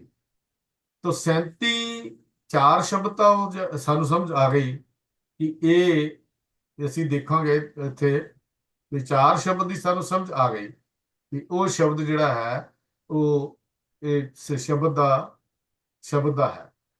ਤੇ ਉਸ ਤੋਂ ਬਾਅਦ ਜਿਹੜਾ 37 ਹੈ ਇੱਥੇ ਸ਼ਬਦਾਂ ਦਾ ਕੁੱਲ ਜੋੜ ਹੈ। ਫਿਰ ਇਸ ਤੋਂ ਅੱਗੇ ਥੋੜਾ ਜਿਹਾ ਹੋਰ ਆਪਾਂ 380 ਤੇ ਚਲੇ ਜਾਓ। ਪੰਨਾ ਨੰਬਰ 380 ਤੇ ਲਿਖਿਆ 4 1 ਤੇ 38। ਹੁਣ ਦੇਖੋ ਇਹ ਕਮਾਲ ਦੀ ਗੱਲ ਹੈ ਵੀ ਇੱਥੇ ਇਹ 4 1 ਤੇ 38 ਸਾਨੂੰ ਸਾਹਮਣੇ ਸਕਰੀਨ ਤੇ ਨਜ਼ਰ ਆ ਰਿਹਾ ਹੈ। 4 1 ਤੇ 38। ਇੱਥੇ ਹੁਣ ਇੱਕ ਸ਼ਬਦ ਮਹੱਲੇ ਪੰਜਵੇਂ ਦਾ ਤੇ ਤੀਜੇ ਘਰ ਵਿਚਲਾ ਨਾਲ ਰਲ ਗਿਆ, ਉੱਤੇ ਉਹਦਾ ਸਿਰਲੇਖ ਘਰ ਤੀਜਾ ਲਿਖਿਆ ਹੋਇਆ। ਉਹ ਦੇਖੋ ਤੁਸੀਂ ਸਿਰਲੇਖ ਦੇ ਵਿੱਚ ਆਸਾ ਘਰ ਤੀਜਾ ਮਹਿਲਾ ਪੰਜਵਾਂ। ਤਾਂ ਇਹਦਾ ਜਿਹੜਾ ਜੋੜ ਸੀ ਹੁਣ ਬਣਦਾ ਕੀ ਹੈ? ਜੋੜ ਹੋ ਗਿਆ 4 1 ਤੇ ਪਹਿਲਾਂ 37 ਸੀ, ਹੁਣ ਜੋੜ ਹੋ ਗਿਆ 38। ਇੱਥੇ 4 ਹੈਗਾ ਅੰਕਾਂ ਦਾ ਵੇਰ, ਜਿਹੜੇ ਸ਼ਬਦ ਦੇ ਕੁੱਲ ਅੰਕਾਂ ਦਾ ਵੇਰ ਜੋੜ। ਇੱਕ ਸ਼ਬਦ ਵੀ ਇੱਕ ਸ਼ਬਦ ਗੁਰੂ ਅਰਜਨ ਦੇਵ ਮਹਾਰਾਜ ਦਾ ਹੈ, ਤੇ 38 ਹੋ ਗਿਆ ਵੀ 37 ਸ਼ਬਦ ਪਹਿਲਾਂ ਆ ਚੁੱਕੇ ਨੇ ਇਸ ਜੋੜ ਦੇ, ਇੱਕ ਸ਼ਬਦ ਹੋਰ ਰਲ ਕੇ ਇਹਦਾ ਜੋੜ ਇੱਥੇ ਆ ਕੇ 38 ਹੋ ਜਾਂਦਾ ਹੈ। ਤੋ ਇੱਥੇ ਜਿਹੜਾ ਇਹ ਇਸ ਤੋਂ ਬਾਅਦ ਗੁਰੂ ਜੀ ਦਾ ਘਰ ਪੰਜਵੇਂ ਦੇ ਵਿੱਚ ਇੱਕ ਹੋਰ ਸ਼ਬਦ ਹੋਰ ਲਿਖਿਆ, ਤਾਂ ਉਹ ਉਸ ਇਸ ਤੋਂ ਅਗਲੇ ਸ਼ਬਦ ਨੂੰ ਅਸੀਂ ਦੇਖਦੇ ਹਾਂ, ਰਾਗ ਆਸਾ, ਘਰ ਪੰਜਵਾਂ, ਮਹਿਲਾ ਪੰਜਵਾਂ। ਇਸ ਤੇ ਦੇਖੋ ਇਹਦਾ ਜੋੜ ਅੱਗੇ ਜਾ ਕੇ ਆਏਗਾ 4, ਫਿਰ 1, ਫਿਰ 39। ਤੋ ਇਹਦਾ ਕੀ ਭਾਵ ਹੈ? ਇੱਥੋਂ ਵੀ ਸਾਨੂੰ ਇਹ ਗੱਲ ਸਮਝ ਆਉਂਦੀ ਹੈ ਵੀ 4 ਤਾਂ ਇਸ ਸ਼ਬਦ ਦੇ ਅੰਕ ਹਨ, ਇੱਕ ਜਿਹੜਾ ਹੈ ਇਹ ਘਰ ਪੰਜਵੇਂ ਵਿੱਚ ਗੁਰੂ ਅਰਜਨ ਦੇਵ ਮਹਾਰਾਜ ਦਾ ਸ਼ਬਦ ਹੈ, ਤੇ ਕੁੱਲ ਜੋੜ 37, ਫਿਰ ਇੱਕ ਲੰਘ ਗਿਆ ਸੀ 38 ਹੋ ਗਏ, ਹੁਣ ਇੱਥੇ ਆ ਕੇ 39 ਹੋ ਗਿਆ। ਇਹ ਕੁੱਲ ਜੋੜ ਇੱਥੇ ਸ਼ਬਦਾਂ ਦਾ 39 ਜਿਹੜਾ ਹੈ ਉਹ ਬਣ ਜਾਂਦਾ ਹੈ। ਫਿਰ ਉਸ ਤੋਂ ਅੱਗੇ 380 ਪੰਨੇ ਦੇ ਉੱਤੇ ਸ਼ੁਰੂ ਹੋ ਕੇ ਮਹਿਲਾ ਪੰਜਵਾਂ ਦੇ ਰਾਗ ਆਸਾ, ਇੱਥੋਂ ਸ਼ੁਰੂ ਹੁੰਦੇ ਨੇ ਰਾਗ ਆਸਾ ਦੇ ਘਰ ਪੰਜਵੇਂ। ਜਦੋਂ ਇਹ ਸ਼ਬਦ, ਜਦੋਂ 12 ਸ਼ਬਦ ਹੋਰ ਆ ਕੇ ਰਲ ਜਾਂਦੇ ਹਨ, ਤਾਂ ਪੰਨਾ ਨੰਬਰ 384 ਦੇ ਉੱਤੇ ਅਸੀਂ ਦੇਖਦੇ ਹਾਂ 384, 384 ਦੇ ਉੱਤੇ ਅੰਕਤ ਹੈ, ਇੱਕ ਜੁਮਲਾ ਜੋੜ ਹੋਇਆ ਹੈ। ਜੁਮਲਾ ਦਾ ਜੋੜ ਹੁੰਦਾ ਹੈ ਪੂਰਾ ਜੋੜ, ਵੱਡਾ ਜੋੜ, ਉੱਥੇ ਜਿਹੜਾ ਹੈ ਉਹ ਮਿਲਿਆ ਹੋਇਆ, ਜਿਹੜਾ ਹੈ ਉਹ ਲਿਖਿਆ ਹੋਇਆ ਹੈ, ਜਿੱਥੇ ਲਿਖਿਆ 4, 12 ਤੇ 51। ਇੱਥੇ 4, 12 ਤੇ 51 ਆਪ ਜੀ ਦੇਖ ਸਕਦੇ ਹੋ। ਇਹ ਜੋੜ ਕੀ ਹੈ? 4 ਜਿਹੜਾ ਸ਼ਬਦ ਸਰਲੇਖ ਸੀ ਉਹ ਅੰਕਾਂ ਦਾ ਹੈ, ਇਹ ਸ਼ਬਦ ਦੇ ਅੰਕ ਨੇ। 12 ਜਿਹੜਾ ਹੈ ਇਸ ਸਰਲੇਖ ਹੇਠ ਗੁਰੂ ਅਰਜਨ ਦੇਵ ਮਹਾਰਾਜ ਦੇ ਸ਼ਬਦ ਨੇ 12, ਕਿਉਂਕਿ 39 ਸ਼ਬਦ ਇਸ ਤੋਂ ਪਹਿਲਾਂ ਇਸੇ ਸਰਲੇਖ ਦੇ ਆ ਚੁੱਕੇ ਸਨ, ਤਾਂ ਹੁਣ ਟੋਟਲ ਸ਼ਬਦ ਹੋ ਗਏ 51। ਇੱਥੇ ਜੋੜ ਜਿਹੜਾ ਸੀ ਉਹ ਦਿੱਤਾ 51। ਇਹ ਜੋੜ ਕੇਵਲ ਗੁਰੂ ਜੀ ਦੀ ਰਚਨਾ ਨੂੰ ਵੱਖ-ਵੱਖ ਗੁਰੂ ਜੀ ਦੀ ਵੱਖ-ਵੱਖ ਰਚਨਾ ਦੇ ਨਹੀਂ ਹੈ, ਸਗੋਂ ਇੱਕ ਤੋਂ ਵਧੇਰੇ ਵਿਅਕਤੀਆਂ ਦੀ ਬਾਣੀ ਦੇ ਜੁਮਲਿਆਂ ਦਾ ਵੀ ਦਿੱਤਾ ਗਿਆ ਹੈ। ਜੋੜ ਵੀ, ਜੁਮਲਾ ਮਤਲਬ ਜੋੜ ਹੁੰਦਾ ਹੈ, ਜਿਹੜਾ ਵੱਡਾ ਜੋੜ ਉਹਨੂੰ ਕਹਿੰਦੇ ਜੁਮਲਾ ਦਿੱਤਾ ਗਿਆ। ਉਦਾਹਰਨ ਵੱਲੋਂ ਅਸੀਂ ਜਦੋਂ ਸ੍ਰੀ ਗੁਰੂ ਗ੍ਰੰਥ ਸਾਹਿਬ ਜੀ ਦੇ ਬੀੜ ਦੇ ਪੰਨਾ ਨੰਬਰ 64 ਉੱਤੇ, ਇਸ ਪੰਨਾ ਨੰਬਰ 64, 64 ਦੇ ਉੱਤੇ ਅਸੀਂ ਦੇਖਦੇ ਹਾਂ, ਜਦੋਂ 64 ਪੰਨੇ ਦੇ ਉੱਤੇ ਅਸੀਂ ਜਾਂਦੇ ਹਾਂ, ਤਾਂ ਉੱਥੇ ਸਤਿਗੁਰੂ ਦੀਆਂ 17 ਅਸ਼ਟਪਦੀਆਂ ਦਾ ਜੋੜ ਜਿਹੜਾ ਹੈ ਉੱਥੇ ਲਿਖਿਆ 8 ਤੇ 17। ਹੁਣ ਪੰਨਾ ਨੰਬਰ 64 ਤੇ ਜਦੋਂ ਅਸੀਂ ਦੇਖਾਂਗੇ, ਇੱਥੇ ਲਿਖਿਆ 8 ਤੇ 17। ਹੁਣ ਇੱਥੇ ਨਾਲ ਬੜੇ ਕਮਾਲ ਦੀ ਗੱਲ ਵੀ ਲਿਖ ਦਿੱਤੀ ਹੈ, ਇਹ ਜਿਹੜਾ ਅੱਗੇ ਨਾਲ ਪੰਜਾਬੀ ਦੇ ਵਿੱਚ ਵੀ ਲਿਖਿਆ ਮਹੱਲੇ ਪਹਿਲੇ 17 ਅਸ਼ਟਪਦੀਆਂ, ਇਸ ਤਰ੍ਹਾਂ ਅੱਗੇ ਲਿਖਿਆ ਮਿਲੇਗਾ ਸਾਨੂੰ ਜਦੋਂ ਗੁਰੂ ਗ੍ਰੰਥ ਸਾਹਿਬ ਦੇ ਵਿੱਚ। ਹਾਲਾਂਕਿ ਇਹਦਾ ਪੜ੍ਹਨ ਦੇ ਨਾਲ ਸੰਬੰਧ ਨਹੀਂ ਹੈ, ਇਹ ਸਾਨੂੰ ਸੰਪਾਦਕੀ ਸੂਚਨਾਵਾਂ ਹਨ ਜਿਹੜੀਆਂ ਗੁਰੂ ਅਰਜਨ ਦੇਵ ਮਹਾਰਾਜ ਸੱਚੇ ਪਾਤਸ਼ਾਹ ਜੀ ਦੀਆਂ ਦਿੱਤੀਆਂ ਹੋਈਆਂ ਮਿਲਦੀਆਂ ਹਨ। ਜਦੋਂ ਇਸ ਪੰਨੇ ਤੇ ਅਸੀਂ ਦੇਖਦੇ ਹਾਂ 8, 17, 8 ਤੱਕ ਤਾਂ ਆਖਰੀ ਅਸ਼ਟਪਦੀ ਦੇ 8 ਪਦਿਆਂ ਦੇ ਨਾਲ ਹੋ ਗਿਆ, ਤੇ ਜਿਹੜਾ 17 ਹੈ ਇੱਥੇ ਅਸ਼ਟਪਦੀਆਂ ਦਾ ਜੋੜ ਜਿਹੜਾ ਹੈ ਉਹ 17 ਇੱਥੇ ਨਾਲ ਹੀ ਲਿਖ ਦਿੱਤਾ, ਮਹਿਲੇ ਪਹਿਲੇ 17 ਅਸ਼ਟਪਦੀਆਂ, ਭਾਵ ਪਹਿਲੀ ਪਾਤਸ਼ਾਹੀ ਦੀਆਂ 17 ਅਸ਼ਟਪਦੀਆਂ ਵਿੱਚ ਇਹ 8 ਅਸ਼ਟਪਦੀਆਂ ਤੀਜੇ ਗੁਰੂ ਜੀ ਦੀਆਂ ਹੋ। ਅੱਗੇ ਜਦੋਂ ਇਸ ਤੋਂ ਅੱਗੇ ਪੰਨਾ ਨੰਬਰ 70 ਦੇ ਉੱਤੇ ਹੋਰ ਅੱਗੇ ਚੱਲਦੇ ਹਾਂ, ਪੰਨਾ ਨੰਬਰ 70 ਦੇ ਉੱਤੇ ਅਸੀਂ ਆ ਜਾਈਏ। ਹੁਣ ਜਦੋਂ ਅਸੀਂ ਪੰਨਾ ਨੰਬਰ 70 ਦੇਖਦੇ ਹਾਂ, 70 ਜਿਹਨੂੰ ਅਸੀਂ ਕਹਿ ਦਿੰਦੇ ਹਾਂ, ਉੱਥੇ ਜਰਾ ਅਸੀਂ ਦੇਖਦੇ ਹਾਂ ਉੱਥੇ ਕਿਸ ਤਰ੍ਹਾਂ ਲਿਖਿਆ ਹੋਇਆ। ਤਾਂ ਪੰਨਾ ਨੰਬਰ 70 ਤੇ ਮਿਲਦਾ ਹੈ, ਜਿਹੜਾ ਜੋੜ ਲਿਖਿਆ ਮਿਲਦਾ ਹੈ 8, 17, 8, 25। ਤੇ ਇਸ ਤੋਂ ਜਰਾ ਜੋੜ ਦੇਖੋ 8, 17, 25। ਖੈਰ ਇਹ ਉੱਥੇ ਮਿਲੇਗਾ ਪਹਿਲੀ ਪਾਤਸ਼ਾਹੀ ਦੀਆਂ ਦਾ ਮਤਲਬ 8 ਦਾ ਮਤਲਬ ਹੋ ਗਿਆ ਇਸ ਤੋਂ ਪਹਿਲਾਂ ਜਿਹੜਾ ਸ਼ਬਦਾਂ ਦਾ ਜੋੜ ਹੈ, ਇਸ ਸ਼ਬਦ ਦੇ 8 ਅੰਕ ਹਨ। 17 ਜਿਹੜਾ ਪਹਿਲੀ ਪਾਤਸ਼ਾਹੀ ਦੀਆਂ 17 ਅਸ਼ਟਪਦੀਆਂ ਦੇ ਨਾਲ ਆ ਗਿਆ, ਤੇ ਉਸ ਤੋਂ ਬਾਅਦ 8 ਜਿਹੜੀਆਂ ਹਨ ਇਹ ਤੀਜੇ ਪਾਤਸ਼ਾਹ ਦੀਆਂ ਅਸ਼ਟਪਦੀਆਂ ਆ ਗਈਆਂ। ਤੇ ਇਸ ਤਰ੍ਹਾਂ ਜਿਹੜਾ ਕੁੱਲ ਜੋੜ ਸੀ ਜਿਹਨੂੰ ਜੁਮਲਾ ਕਹਿੰਦੇ ਹਨ, ਉਹ 17 ਜਮਾ 8 ਹੋ ਗਿਆ 25। ਤੋ ਇੱਥੇ ਗੱਲ ਸਾਨੂੰ ਇਹ ਸਮਝਣ ਦੀ ਲੋੜ ਹੈ ਕਿ ਇੱਥੇ ਜਿਹੜਾ ਪਹਿਲਾ ਅੱਖਰ ਹੁੰਦਾ ਹੈ ਲਿਖਿਆ ਹੋਇਆ, ਉਹ ਵੱਡੇ ਜੋੜ ਨਾਲ ਸੰਬੰਧ ਨਹੀਂ ਰੱਖਦਾ, ਉਹ ਸ਼ਬਦ ਨਾਲ ਸੰਬੰਧ ਰੱਖਦਾ ਹੈ। 8 ਜਿਹੜਾ ਹੈ ਨਾ, ਦੇਖੋ 8 ਸ਼ਬਦ, ਇਹ ਸ਼ਬਦ ਨਾਲ ਸੰਬੰਧ ਰੱਖਦਾ ਹੈ, ਕਿਉਂਕਿ ਇੱਥੇ 8 ਇਸ ਸ਼ਬਦ ਦੇ ਕੁੱਲ ਅੰਕ 8 ਹਨ। ਤੇ 17 ਦਾ ਅਰਥ ਸੀ ਵੀ ਇੱਥੇ ਗੁਰੂ ਪਹਿਲੇ ਜਿੱਥੇ ਆਈਆਂ ਸੀ ਮਹਿਲੇ ਪਹਿਲੇ ਕੀ 17 ਅਸ਼ਟਪਦੀਆਂ, ਉਹ 17 ਅਸ਼ਟਪਦੀਆਂ ਆ ਗਈਆਂ। 8 ਅਸ਼ਟਪਦੀਆਂ ਜਿਹੜੀਆਂ ਤੀਜੇ ਪਾਤਸ਼ਾਹ ਦੀਆਂ ਆ ਗਈਆਂ, ਤਾਂ ਕੁੱਲ ਜੋੜ ਜਿਹੜਾ ਸੀ ਇਹਦਾ ਬਣ ਗਿਆ 25। ਇੱਥੇ ਕਮਾਲ ਦੀ ਗੱਲ ਹੈ ਕਿ ਇਹ ਗੁਰੂ ਸਾਹਿਬ ਜੀ ਦੀ ਸੰਪਾਦਨ ਕਲਾ ਦਾ ਇੱਕ ਸਿਖਰ ਹੈ। ਹੁਣ ਜਦੋਂ ਅਸੀਂ ਅੱਗੇ ਹੋਰ ਪੰਨਾ ਨੰਬਰ 71 ਦੇ ਉੱਤੇ ਚੱਲਦੇ ਹਾਂ, ਜਿਹੜਾ ਪਹਿਲਾਂ ਆਪ ਜੀ ਨੇ ਦਿਖਾਇਆ ਸੀ 71, ਉਹਦੇ ਤੇ ਚੱਲਦੇ ਹਾਂ। ਉੱਥੇ ਪੰਜਵੀਂ ਪਾਤਸ਼ਾਹੀ ਦੇ ਦੋ ਸ਼ਬਦ ਹੋਰ ਵਿੱਚ ਜੁੜ ਜਾਂਦੇ ਹਨ ਤੇ ਉਹਦਾ ਜਿਹੜਾ ਜੁਮਲਾ ਜਿਹੜਾ ਬਣ ਜਾਂਦਾ ਹੈ, ਉੱਥੇ ਲਿਖਿਆ ਹੁੰਦਾ 8 2 ਤੇ 27। 8 ਦਾ ਮਤਲਬ ਅਸ਼ਟਪਦੀ ਦੇ 8 ਅੰਕ, 2 ਦਾ ਮਤਲਬ ਵੀ ਇਸ ਸਿਰਲੇਖ ਹੇਠ ਆਏ ਹੋਏ ਸ਼ਬਦ ਦੋ, ਤੇ ਜਿਹੜੇ 27 ਪਹਿਲਾਂ ਜੋੜ ਆ ਚੁੱਕਾ ਹੈ, 25 ਪਹਿਲਾਂ ਜੋੜ ਆ ਚੁੱਕਾ ਸੀ, 8 ਜਮਾ 17, 17 ਜਮਾ 8 ਤੇ 2 ਇਹ ਪੈ ਗਏ, ਇਹਨਾਂ ਦਾ ਟੋਟਲ ਜੋੜ ਬਣ ਜਾਂਦਾ 27। ਇਹ ਇੱਕ ਵਿਧੀ ਬੜੀ ਕਮਾਲ ਦੀ ਹੈ। ਫਿਰ ਇਸ ਤੋਂ ਬਾਅਦ ਪਹਿਲੀ ਪਾਤਸ਼ਾਹੀ ਜੀ ਦੇ ਘਰ ਤੀਜੇ ਦੇ ਵਿੱਚ ਸ਼ਬਦ ਆ ਜਾਂਦੇ ਨੇ। ਦੇਖੋ ਥੱਲੇ ਸਿਰਲੇਖ ਤੁਸੀਂ ਦੇਖੋ, ਸ਼੍ਰੀ ਰਾਗ ਮਹਿਲਾ ਪਹਿਲਾ ਘਰ ਤੀਜਾ, ਇਹਦੇ ਸਿਰਲੇਖ ਆ ਜਾਂਦੇ ਨੇ। ਤੇ ਜਦੋਂ ਇਹ ਦੋ ਸ਼ਬਦ ਹੋਰ, ਇਹ ਦੋ ਸ਼ਬਦ ਹਨ ਇਸ ਸਿਰਲੇਖ ਦੇ ਵਿੱਚ, ਅਸੀਂ ਦੇਖਾਂਗੇ ਕਿ ਇਸ ਸ਼ਬਦ ਦੇ ਵਿੱਚ, ਇਸ ਸਿਰਲੇਖ ਦੇ ਦੋ ਸ਼ਬਦ ਸਾਨੂੰ ਮਿਲਣਗੇ ਇਹ ਗੁਰੂ ਸਾਹਿਬ ਜੀ ਦੇ। ਤਾਂ ਇਹਦੇ ਜਦੋਂ ਹੋਰ ਇਹਨਾਂ ਦਾ ਫਿਰ ਅੰਕਾਂ ਦਾ ਜੋੜ ਜਿਹੜਾ ਹੈ ਉਹਦਾ ਸਾਨੂੰ ਮਿਲੇਗਾ, ਕਮਾਲ ਦਾ ਹੈ। ਉੱਥੇ ਕੀ ਲਿਖਿਆ ਮਿਲਦਾ ਹੈ, 27 ਤੇ ਦੋ ਸ਼ਬਦ ਦੇ ਵਿੱਚ ਹੋਰ ਪੈ ਗਏ, ਉਹਦਾ ਨਾਲ ਜਿਹੜਾ ਇਹਦਾ 21 ਜਿਹੜਾ ਲਫ਼ਜ਼ ਹੈ, ਇਸ ਸ਼ਬਦ ਦੇ ਕੁੱਲ ਅੰਕ 21 ਹਨ। ਆਪਾਂ ਦੇਖ ਰਹੇ ਹਾਂ ਇਸ ਸ਼ਬਦ ਦੇ ਕੁੱਲ ਅੰਕ 21 ਹਨ। ਤੇ ਇਸ ਤੀਜੇ ਘਰ ਦੇ ਵਿੱਚ ਦੋ ਸ਼ਬਦ ਆ ਕੇ ਗੁਰੂ ਸਾਹਿਬ ਜੀ ਦੇ ਹੋਰ ਆ ਗਏ, ਤਾਂ ਕੁੱਲ ਜੋੜ ਹੋ ਗਿਆ 17 ਜਮਾ 8 ਜਮਾ 2 ਜਮਾ 2, ਇਹਦਾ ਜੋੜ ਹੋ ਗਿਆ 29। 27 2 ਇੱਥੇ ਹੋ ਗਿਆ, ਇੱਥੇ ਲਿਖਿਆ ਹੁਣ ਜੋ ਲਿਖਿਆ 21 ਮਤਲਬ ਅੰਕ ਹਨ, ਦੋ ਇਸ ਸਿਰਲੇਖ ਦੇ ਸ਼ਬਦ ਹਨ, 27 ਪਹਿਲਾਂ ਆ ਚੁੱਕੇ ਨੇ ਤੇ ਦੋ ਇਹ ਪਾ ਗਏ, ਇਹਨਾਂ ਦਾ ਜੋੜ ਬਣ ਗਿਆ ਇੱਥੇ 29। ਮਤਲਬ 17 ਜਮਾ 8 ਜਮਾ 2 ਜਮਾ 2, ਇਹ ਆ ਗਿਆ 29। ਇਹ ਕਮਾਲ ਦਾ ਇੱਕ ਅੰਕ ਵਿਧੀ ਹੈ। ਆਓ ਇਹਨਾਂ ਅੰਕਾਂ ਦੀ ਆਪਾਂ ਦੇਖੀਏ ਕਿਉਂ ਲਿਖੇ ਗਏ, ਕਿਉਂ ਇਸ ਤਰ੍ਹਾਂ ਬਣਾਇਆ, ਗੁਰੂ ਸਾਹਿਬ ਜੀ ਨੇ ਕਿਉਂ ਇਸ ਤਰ੍ਹਾਂ ਕੀਤਾ। ਗੁਰੂ ਅਰਜਨ ਦੇਵ ਜੀ ਨੇ ਕੁਝ ਉਦਾਹਰਨਾਂ ਦਿੱਤੀਆਂ ਨੇ। ਇਹ ਪੰਨਾ 64 ਦੇ ਉੱਤੇ ਅਸੀਂ ਦੇਖਦੇ ਹਾਂ, ਜਿੱਥੇ ਲਿਖਿਆ ਗਿਆ ਮਹਿਲਾ ਪਹਿਲੇ ਦੀਆਂ 17 ਅਸ਼ਟਪਦੀਆਂ। ਅਸੀਂ ਜਦੋਂ ਹੁਣੇ ਪੜ੍ਹਿਆ ਸੀ, ਆਪ ਜੀ ਦੇਖਦੇ ਹੋ ਕਿ ਇੱਥੇ ਅਸੀਂ ਦੇਖਿਆ ਸੀ ਮਹਿਲੇ ਪਹਿਲੇ ਕੀਆਂ 17 ਅਸ਼ਟਪਦੀਆਂ। ਇੱਥੇ 17 ਲਫ਼ਜ਼ ਵਰਤ ਕੇ ਅੱਗੇ ਸੰਕੇਤ ਕਰ ਦਿੱਤਾ ਗਿਆ 8 17, ਤੇ ਅੱਗੇ ਦੇਖੋ ਮਹਿਲੇ ਪਹਿਲੇ ਕੀਆਂ 17 ਅਸ਼ਟਪਦੀਆਂ। ਇਹ ਪਹਿਲਾਂ ਪੇਜ ਨੰਬਰ 64 ਦੇ ਉੱਤੇ ਅਸੀਂ ਦੇਖ ਚੁੱਕੇ ਹਾਂ। ਆਹ ਦੇਖੋ ਆਪਣੇ ਤੁਹਾਡੇ ਸਕਰੀਨ ਦੇ ਸਾਹਮਣੇ। ਇਹ ਲਿਖਣ ਦਾ ਮਤਲਬ ਇੱਥੇ ਵੀ ਕੋਈ ਇਹਦੇ 'ਚ ਅਦਲਾ ਬਦਲੀ ਨਾ ਕਰ ਸਕੇ। ਪਹਿਲਾਂ ਜੋੜ 17 ਦੇ ਦਿੱਤਾ, 17 ਨੂੰ ਕੋਈ 18 ਨਾ ਕਰ ਲਵੇ ਜਾਂ 19 ਨਾ ਕਰ ਲਵੇ, ਫਿਰ ਅੱਗੇ ਵਾਰਤਕ ਲਿਖ ਦਿੱਤੀ। ਇਹ ਕਿਆ ਕਮਾਲ ਦੀ ਸੰਪਾਦਕੀ ਹੈ। ਤੇ ਇਹਦੇ ਵਿੱਚ ਕੋਈ ਚਾਂਸ ਹੀ ਨਹੀਂ ਹੈ ਵੀ ਕਿਸੇ ਵਿੱਚ ਕੋਈ ਹੋਰ ਇਹਦੇ 'ਚ ਮਿਲਾਵਟ ਕਰ ਦੇਵੇ ਜਾਂ ਕਿਸੇ ਹੋਰ ਆ ਕੇ ਜਮਾ ਜੋੜ ਕਰ ਦੇਵੇ। ਇਸ ਤਰ੍ਹਾਂ ਲਿਖ ਦਿੰਦੇ ਆ। ਹੁਣ ਅਸੀਂ ਜਾਣਦੇ ਹਾਂ ਗੁਰੂ ਗ੍ਰੰਥ ਸਾਹਿਬ ਜੀ ਦੇ ਪੰਨਾ ਨੰਬਰ 228 ਤੇ 228 228 ਦੇ ਉੱਤੇ ਅਸੀਂ ਜਾਂਦੇ ਹਾਂ।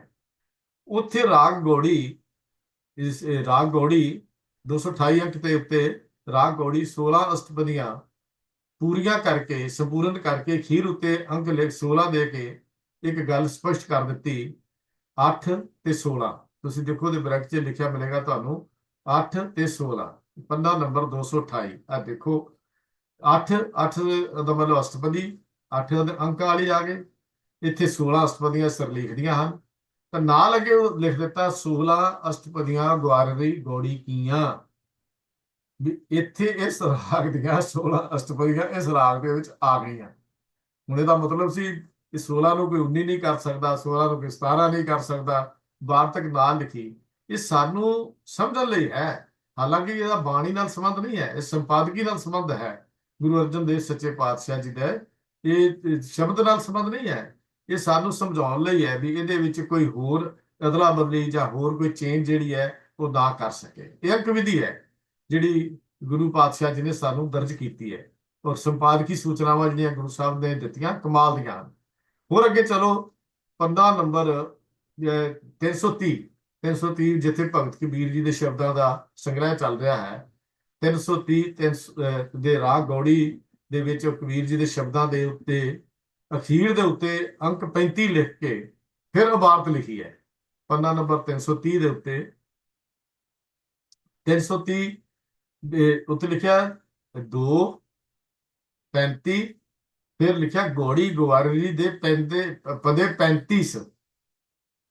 ਇਹ ਜੇ ਦਿਖਾ ਸਕੋ ਤਾਂ ਜ਼ਰਾ ਕਿਰਪਾ ਕਰਕੇ ਦਿਖਾ ਦਿਓ। ਇਹ ਪੰਨਾ ਨੰਬਰ 330 ਰਾਗ ਗੌੜੀ ਕਬੀਰ ਜੀ ਦੇ ਸ਼ਬਦਾਂ ਦੇ ਅਖੀਰ ਉੱਤੇ ਅੰਕ ਲਿਖਿਆ 35, ਤੇ 35 ਲਿਖ ਕੇ ਇਬਾਰਤ ਲਿਖ ਦਿੱਤੀ ਨਾਲ ਗੌੜੀ ਗਵਾਰੀ ਕੇ ਪਦੇ 35। क्या कमाल की गलबात है।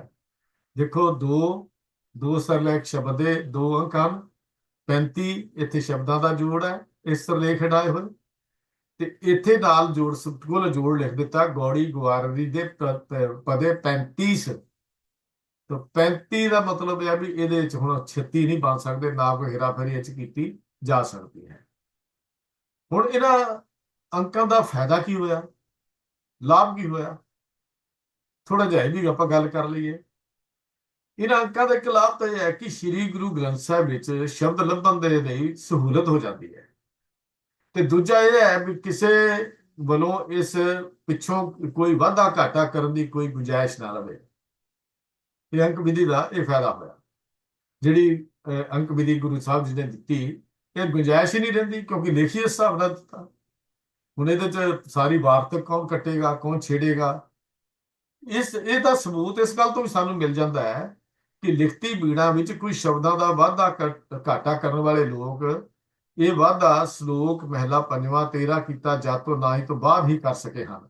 ਹੁਣ ਮੈਂ ਉੱਥੇ ਵਾਧਾ ਘਾਟਾ ਦੀ ਗੱਲ ਇਸ ਕਰਕੇ ਕਰ ਰਿਹਾ ਕਿ ਰਾਗ ਮਾਲਾ ਦੀ ਜਿਹੜਾ ਵਾਧਾ ਘਾਟਾ ਹੈ ਉਹ ਅਖੀਰ ਤੇ ਜਾ ਕੇ ਹੋਇਆ, ਵਿੱਚ ਕਿਤੇ ਦੀ ਨਹੀਂ, ਵਿੱਚ ਨਹੀਂ ਵੜ ਸਕੇ ਕਿਤੇ ਵੀ। ਜੇ ਇਹ ਅੰਕ ਵਿਧੀ ਨਾ ਹੁੰਦੀ ਤਾਂ ਉਹਨੂੰ ਜਿੱਥੇ ਮਰਜ਼ੀ ਆ ਕੇ ਟਿਕਾਇਆ ਜਾ ਸਕਦਾ ਸੀ। ਅੰਕ ਵਿਧੀ ਇੱਕ ਐਸੀ ਚੀਜ਼ ਸੀ ਜਿਹੜੀ ਗੁਰੂ ਅਰਜਨ ਦੇਵ ਜੀ ਨੇ ਦਿੱਤੀ, ਔਰ ਖਾਸੀਅਤ ਸੀ ਸਤਿਗੁਰੂ ਜੀ ਦੀ ਇੱਕ ਮਹਾਨ ਸੰਪਾਦਕ ਦੇ ਤੌਰ ਦੇ ਉੱਤੇ ਕਿ ਇਸ ਗ੍ਰੰਥ ਦੇ ਵਿੱਚ ਮਿਲਾਵਟ ਦੀ ਗੁੰਜਾਇਸ਼ ਹੀ ਕੋਈ ਨਹੀਂ ਛੱਡੀ। ਜੇ ਰਾਗਮਾਲਾ ਬਾਰੇ ਮਤਭੇਦ ਹਨ ਤਾਂ ਉਹ 1429 ਪੰਨੇ ਤੋਂ ਜਾ ਕੇ ਜਿੱਥੇ ਸਤਿਗੁਰੂ ਜੀ ਨੇ ਸ਼ੁਕਰਾਨੇ ਦਾ ਸ਼ਬਦ ਲਿਖ ਦਿੱਤਾ, ਮੈਂ ਆਪਣੀ ਮੋਹਰ ਛਾਪ ਲਾ ਕੇ ਮੁਦਾਵਨੀ ਕਰਕੇ, ਮੁਦਾਵਨੀ ਤੋਂ ਬਾਅਦ ਸ਼ੁਕਰਾਨਾ ਸ਼ਬਦ ਦਾ ਸੱਚੇ ਪਾਤਸ਼ਾਹ ਤੇਰਾ ਕੌਣ ਵਡਿਆਈਆਂ ਨੂੰ ਬਿਆਨ ਕਰ ਸਕਦਾ ਹੈ, ਤੂੰ ਜੋ ਰਹਿਮਤ ਮੇਰੇ ਤੇ ਕੀਤੀ, ਜੋ ਮੇਰੇ ਤੇ ਬਖਸ਼ਿਸ਼ ਕੀਤੀ, ਉਹ ਸੇਵਾ ਮੈਂ ਕੀਤੀ ਜਾਂ ਸੇਵਾ ਮੇਰੇ ਤੋਂ ਲਈ, ਤੇ ਤੇਰੀਆਂ ਚੀਜ਼ਾਂ ਨੂੰ ਕੌਣ ਬਿਆਨ ਕਰ ਸਕਦਾ। ਇਹ ਸ਼ਬਦ ਗੁਰੂ ਸਾਹਿਬ ਜੀ ਨੇ ਆਪਣਾ ਧੰਨਵਾਦ ਦਾ ਸ਼ਬਦ ਜਿਹੜਾ ਸੀ ਇਹਦੇ ਤੇ ਲਿਖ ਦਿੱਤਾ। ਹੁਣ ਜਦੋਂ ਅਸੀਂ ਇਹ ਗੱਲ ਪੱਕੀ ਕਹਿ ਸਕਦੇ ਹਾਂ ਕਿ ਇਸ ਪਾਵਨ ਬੀੜ ਦੇ ਪਹਿਲੇ ਪੰਨਿਆਂ ਵਿੱਚ ਅਸਲੀ ਰੂਪ ਵਿੱਚ ਇਹ ਤਬਦੀਲੀ ਜਿਹੜੀ ਸੀ ਸੰਭਵ ਨਹੀਂ ਸੀ। ਇਸ ਵਾਸਤੇ ਇਹ ਜਿਹੜਾ ਸੀ ਜੇ ਵਾਧਾ ਘਾਟਾ ਹੋਇਆ ਤਾਂ ਅਖੀਰ ਤੇ ਜਾ ਕੇ ਹੋਇਆ। ਇੱਕ ਲਾਭ ਸਾਨੂੰ ਇਹ ਵੀ ਮਿਲ ਜਾਂਦਾ ਹੈ ਕਿ ਬਾਣੀ ਦੇ ਰਚਨਹਾਰਿਆਂ ਦੀ ਗਿਣਤੀ ਲੱਭ ਸਕਣੀ ਉਹ ਬੜੀ ਸੌਖੀ ਹੋ ਜਾਂਦੀ ਹੈ ਕਿ ਬਾਣੀ ਕਿੰਨੇ ਲਿਖੀ, ਉਹਦੀ ਕਿੰਨੀ ਗਿਣਤੀ ਹੈ, ਖਾਸ ਕਰਕੇ ਭੱਟਾਂ ਦੀ ਗਿਣਤੀ, ਤੇ ਉਹ ਭੱਟਾਂ ਦੇ ਜੋੜ ਜਿਹੜੇ ਆ ਉੱਥੋਂ ਸਾਨੂੰ ਜਿਹੜਾ ਪਤਾ ਲੱਗਦਾ, ਭੱਟ ਵਿਦਵਾਨਾਂ ਦੀ ਗਿਣਤੀ ਬਾਰੇ ਵੀ ਸਾਨੂੰ ਪਤਾ ਲੱਗ ਜਾਂਦਾ।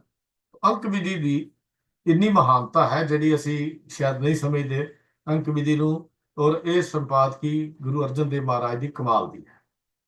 ਆਓ ਹੁਣ ਅਗਲਾ ਆਪਾਂ ਇੱਕ ਹੋਰ ਵਿਚਾਰ ਕਰਦੇ ਹਾਂ, ਮੰਗਲ ਪ੍ਰਬੰਧ ਕਿਵੇਂ ਹੋਇਆ। ਇਹਦੇ ਵਿੱਚ ਸ੍ਰੀ ਗੁਰੂ ਗ੍ਰੰਥ ਸਾਹਿਬ ਦਾ ਮੰਗਲ ਪ੍ਰਬੰਧ ਇਹਦੇ 'ਚ ਕਿਵੇਂ ਹੋਇਆ ਜਾਂ ਕਿਸ ਤਰ੍ਹਾਂ ਬਣਿਆ। ਆਮ ਤੌਰ ਤੇ ਕੋਈ ਵੀ ਗ੍ਰੰਥ ਜਾਂ ਕੋਈ ਵੀ ਚੀਜ਼ ਲਿਖਣੀ ਹੋਵੇ, ਧਰਮ ਗ੍ਰੰਥ ਜਾਂ ਹੋਰ ਰਚਨਾਵਾਂ ਦੇ ਆਰੰਭ ਦੇ ਵਿੱਚ ਆਪਣੇ ਇਸ਼ਟ ਦੀ ਆਰਾਧਨਾ ਵਜੋਂ ਮੰਗਲਾਚਾਰ, ਮੰਗਲਾਚਰਨ, ਮੰਗਲ ਲਿਖਣ ਦਾ ਰਿਵਾਜ ਪੁਰਾਣਾ ਚੱਲਿਆ ਹੁੰਦਾ ਹੈ। ਵੇਦਾਂ ਤੇ ਉਪਨਿਸ਼ਦਾਂ ਦੇ ਵਿੱਚ ਇਹਦੀ ਵਰਤੋਂ ਓਮ ਮੰਗਲ ਕਰਕੇ ਕੀਤੀ ਗਈ ਹੈ। ਇੱਥੋਂ ਤੱਕ ਕਿ ਕੁਰਾਨ ਸ਼ਰੀਫ ਵਿੱਚ ਵੀ ਬਿਸਮਿਲ੍ਲਾ ਰਹਿਮਾਨ ਰਹੀਮ ਕਰਕੇ ਇਹ ਗੱਲ ਲਿਖੀ ਗਈ ਹੈ। ਤੋਂ ਵਿਦਵਾਨਾਂ ਨੇ 3 ਭੇਦ ਮੰਗਲ ਦੇ ਮੰਨੇ ਹਨ।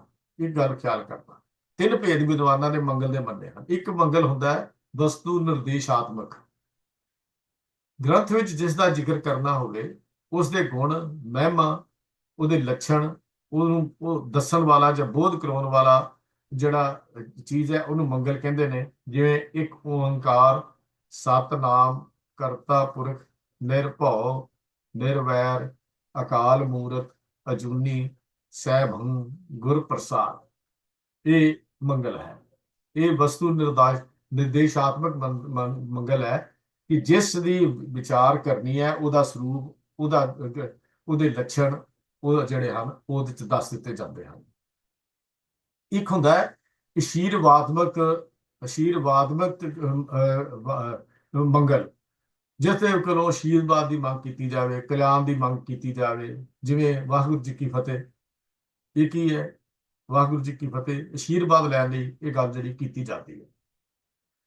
ਤੀਜਾ ਮੰਗਲ ਹੁੰਦਾ ਨਮਸਕਾਰ ਦੇ ਰੂਪ ਦੇ ਵਿੱਚ ਕੀਤਾ ਜਾਂਦਾ, ਜਿਹਨੂੰ ਨਮਸਕਾਰ ਆਤਮਿਕ ਮੰਗਲ ਕਹਿੰਦੇ ਨੇ, ਜਿਹਦੇ ਵਿੱਚ ਨਮਸਕਾਰ ਕੀਤੀ ਹੋਵੇ, ਜਿਵੇਂ ਨਮਸਕਾਰ ਗੁਰਦੇਵ ਕੋ, ਇਸ ਤਰ੍ਹਾਂ ਲਿਖਿਆ ਮਿਲਦਾ ਵੀ ਸਾਨੂੰ ਮਿਲ ਜਾਂਦਾ ਹੈ।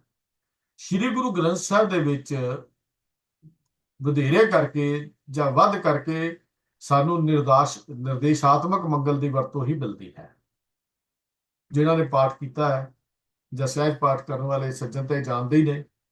ਇਹ ਗੱਲ ਤਾਂ ਪਤਾ ਹੈ ਕਿ ਸ੍ਰੀ ਗੁਰੂ ਗ੍ਰੰਥ ਸਾਹਿਬ ਵਿੱਚ ਜਦੋਂ ਕੋਈ ਨਵਾਂ ਰਾਗ ਆਰੰਭ ਹੁੰਦਾ ਹੈ, ਜਾਂ ਕਿਸੇ ਗੁਰੂ ਜੀ ਜਾਂ ਕਿਸੇ ਭਗਤ ਦੀ ਜਾਂ ਕਿਸੇ ਵਿਅਕਤੀ ਦੀ, ਤੇ ਸ਼ਬਦਾਂ ਦੇ ਇਹ ਜਿਹੜੇ ਸੈੱਟ ਹਨ, ਅਸ਼ਟਪਦੀਆਂ, ਘਰ ਆਪ ਇਹਦੀ ਤਬਦੀਲ ਹੁੰਦੀ ਹੈ, ਤੇ ਆਮ ਤੌਰ ਤੇ ਫਿਰ ਮੰਗਲ ਦੀ ਵਰਤੋਂ ਕੀਤੀ ਜਾਂਦੀ ਹੈ। ਉਸ ਤੋਂ ਬਾਅਦ ਜਦੋਂ ਸ਼ੁਰੂ ਹੁੰਦਾ ਤਾਂ ਉਦੋਂ ਮੰਗਲ ਦੀ ਵਰਤੋਂ ਕੀਤੀ ਜਾਂਦੀ, ਜਦੋਂ ਸ਼ਬਦਾਂ ਦੇ ਜੋੜ ਤੋਂ ਬਾਅਦ ਮੰਗਲ ਦੀ ਵਰਤੋਂ ਇਹ ਕੀਤੀ ਜਾਂਦੀ ਹੈ।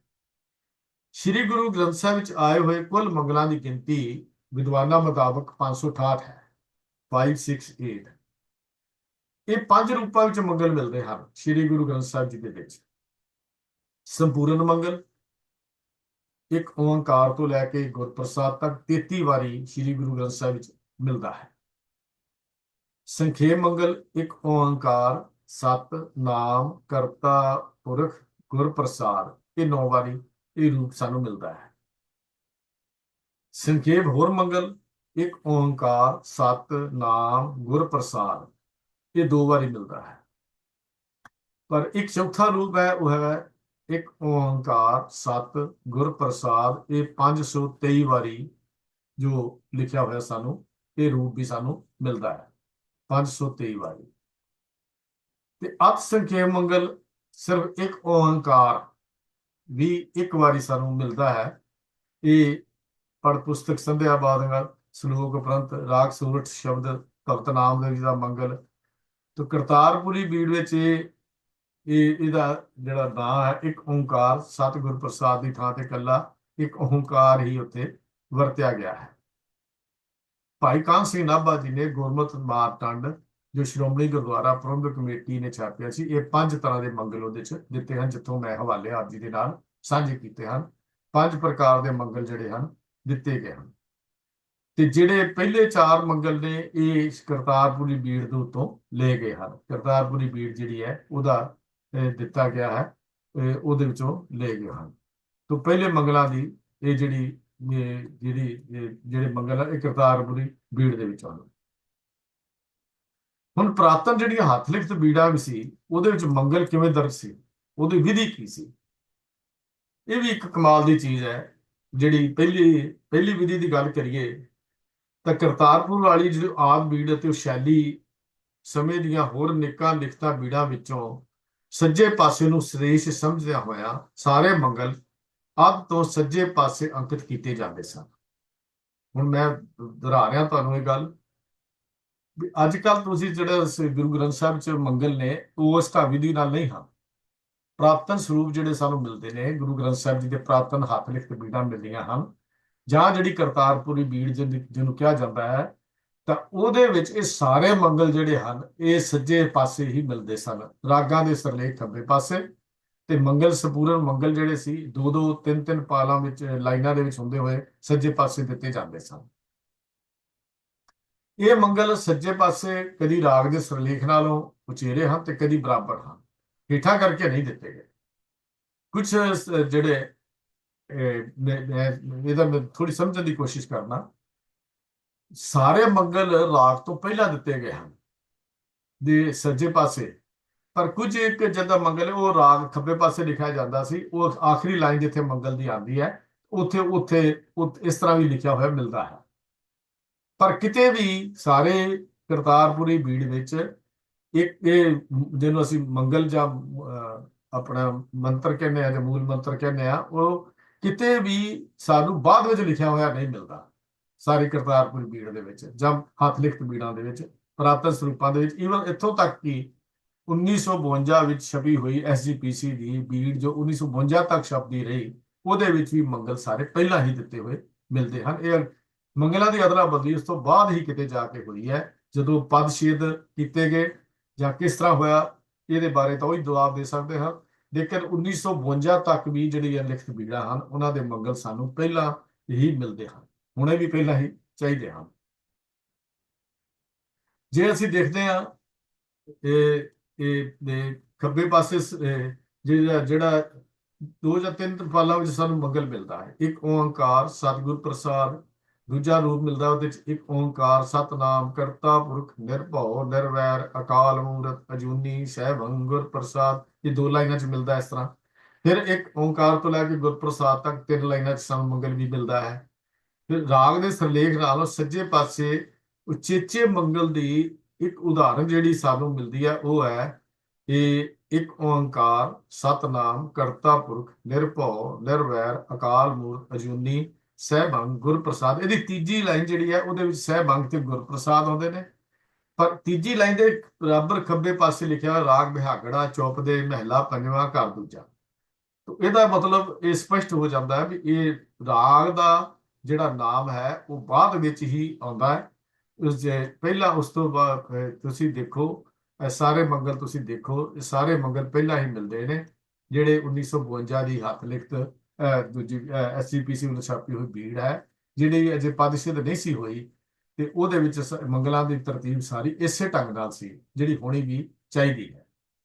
ਤੋਂ ਅੱਗੇ ਜਦੋਂ ਅਸੀਂ ਆਮ ਤੌਰ ਤੇ ਕਈ ਬੰਦੇ ਇਹ ਕਹਿ ਦਿੰਦੇ ਨੇ ਵੀ ਜਿੱਦਾਂ ਲਿਖਿਆ ਉਦਾਂ ਹੀ ਪੜ੍ਹਨਾ ਚਾਹੀਦਾ ਹੈ, ਤਾਂ ਉਹ ਕਰਤਾਰਪੁਰ ਵਾਲੀ ਬੀੜ ਦੇ 203 ਅੰਕ ਦੇ ਉੱਥੇ ਲਿਖਿਆ ਮਿਲਦਾ ਹੈ ਰਾਗ ਗੌੜੀ ਅਸ਼ਟਪਦੀਆਂ। ਉਹਦੇ ਚ ਕੀ ਹੈ ਵੀ ਇੱਕ ਓੰਕਾਰ ਸਤਿਗੁਰੂ ਪ੍ਰਸਾਦ ਸੱਜੇ ਪਾਸੇ ਮਿਲਦਾ ਹੈ, ਤੇ ਇਸੇ ਪਾਸੇ ਮਿਲਦਾ ਹੈ ਰਾਗ ਗੌੜੀ ਅਸ਼ਟਪਦੀਆਂ ਮਹਿਲਾ ਪਹਿਲਾ ਗੌੜੀ ਗਵਾਰਰੀ, ਇਹ ਖੱਬੇ ਪਾਸੇ ਮਿਲਦਾ ਹੈ। ਤੇ ਜਿਹੜੇ ਅਸੀਂ ਇਹ ਕਹਿੰਦੇ ਨੇ ਇੱਦਾਂ ਲਿਖਿਆ ਦੇ ਪੜ੍ਹਨਾ ਚਾਹੀਦਾ, ਉਹ ਪੜ੍ਹਨਗੇ ਕਿਵੇਂ? ਕੋਈ ਢੰਗ ਹੀ ਨਹੀਂ ਬਣਦਾ ਉਹਨੂੰ ਪੜ੍ਹਨ ਦਾ। ਤੇ ਉਹ ਫਿਰ ਜਾਂ ਇਸ ਤਰ੍ਹਾਂ ਪੜ੍ਹਨਗੇ ਰਾਗ ਗੌੜੀ ਅਸ਼ਟਪਦੀਆਂ ਇੱਕ ਓੰਕਾਰ ਸਤਿਗੁਰੂ ਪ੍ਰਸਾਦ ਮਹਿਲਾ ਪਹਿਲਾ ਗੌੜੀ ਗਵਾਰਰੀ, ਉਹ ਇਸ ਤਰ੍ਹਾਂ ਪੜ੍ਹਨਗੇ। ਕਿਸ ਤਰ੍ਹਾਂ ਪੜ੍ਹਨਗੇ? ਮਤਲਬ ਤੁਸੀਂ ਦੇਖੋ ਇਸ ਤਰ੍ਹਾਂ ਲੇਖ ਜਿਹੜਾ ਮਿਲਦਾ ਹੈ ਉਹਦੇ ਲਿਖਿਆ ਕੀ ਮਿਲਦਾ ਹੈ, ਇਹ ਰਾਗ ਗੌੜੀ ਅਸ਼ਟਪਦੀਆਂ ਇੱਕ ਓੰਕਾਰ ਸਤਿਗੁਰ ਪ੍ਰਸਾਦ, ਤੇ ਅੱਗੇ ਲਿਖਿਆ ਮਿਲਦਾ ਮਹਿਲਾ ਪਹਿਲਾ ਗੌੜੀ ਗਵਾਰਰੀ। ਹੁਣ ਇੱਥੇ ਜਿਹੜੀ ਗੱਲ ਅਸੀਂ ਦੇਖਦੇ ਹਾਂ ਇਹ ਸ੍ਰੀ ਗੁਰੂ ਗ੍ਰੰਥ ਸਾਹਿਬ ਜੀ ਦੇ ਪਾਵਨ ਅੰਕ ਜਿਹੜੇ 203 ਦੇ ਉੱਤੇ ਹੈ ਵੀਰ ਜੀ, 203 ਦੇ ਉੱਤੇ ਅਸੀਂ ਦੇਖੋ 203 ਅੰਕ ਦੇ ਉੱਤੇ ਜਾਓ ਤਾਂ ਉੱਥੇ ਇਹ ਲਿਖਦਾ ਹੈ 203 ਅੰਕ ਤਰ੍ਹਾਂ ਦਿਖਾਣਾ ਜੀ ਰਾਗ ਗੌੜੀ ਅਸ਼ਟਪਦੀਆਂ, ਫਿਰ ਅੱਗੇ ਜਾ ਕੇ ਲਿਖਿਆ ਇੱਕ ਓੰਕਾਰ ਸਤਿਗੁਰ ਪ੍ਰਸਾਦ, ਫਿਰ ਥੱਲੇ ਜਾ ਕੇ ਲਿਖਤਾ ਮਹਿਲਾ ਪਹਿਲਾ ਗੌੜੀ ਗਵਾਰਰੀ। ਜੇ ਅਸੀਂ ਜਿਵੇਂ ਲਿਖਿਆ ਤਿਵੇਂ ਪੜ੍ਹਨ ਦੀ ਜਿੱਦ ਕਰ ਲਵਾਂਗੇ ਤੇ ਕਿਉਂ ਪੜ੍ਹ ਨਹੀਂ ਸਕਦੇ ਇਹਨੂੰ, ਕਿਉਂਕਿ ਗੌੜੀ ਗਵਾਰਰੀ ਦਾ ਸੰਬੰਧ ਮਹਿਲਾ ਪਹਿਲਾ ਉਹਦੇ ਨਾਲ ਹੈ, ਇੱਕ ਓੰਕਾਰ ਸਤਿਗੁਰ ਪ੍ਰਸਾਦ ਨਾਲ ਦਾ ਕੋਈ ਸੰਬੰਧ ਹੀ ਨਹੀਂ ਹੈ, ਉਹ ਤਾਂ ਮੰਗਲ ਹੈ। ਤਾਂ ਇਸ ਵਾਸਤੇ ਸਾਨੂੰ ਇਹ ਕੁਛ ਦਿਮਾਗ ਜਿਹੜੀ ਲਾਉਣ ਦੀ ਲੋੜ ਹੈ, ਵਿਚਾਰਾਂ ਕਰਨ ਦੀ ਲੋੜ ਹੈ ਵੀ ਅਸੀਂ ਇਸ ਪਾਸੇ ਨੂੰ ਉਤਰੀਏ, ਨਾ ਕਿ ਅਸੀਂ ਦੂਜੇ ਪਾਸੇ ਨੂੰ ਉਤਰੀਏ। ਥੋੜੀ ਜਿਹੀ ਹੋਰ ਆਪਾਂ ਵਿਚਾਰ ਕਰਕੇ ਸਮਾਪਤੀ ਵਾਲੇ ਪਾਸੇ ਚੱਲਾਂਗੇ। ਤੇ ਇਹ ਜਿਹੜੇ ਇੱਕ ਮੈਂ ਬੇਨਤੀ ਇੱਥੇ ਕਰਨੀ ਹੈ ਵੀ ਗੁਰੂ ਅਰਜਨ ਦੇਵ ਸੱਚੇ ਪਾਤਸ਼ਾਹ ਜੀ ਨੇ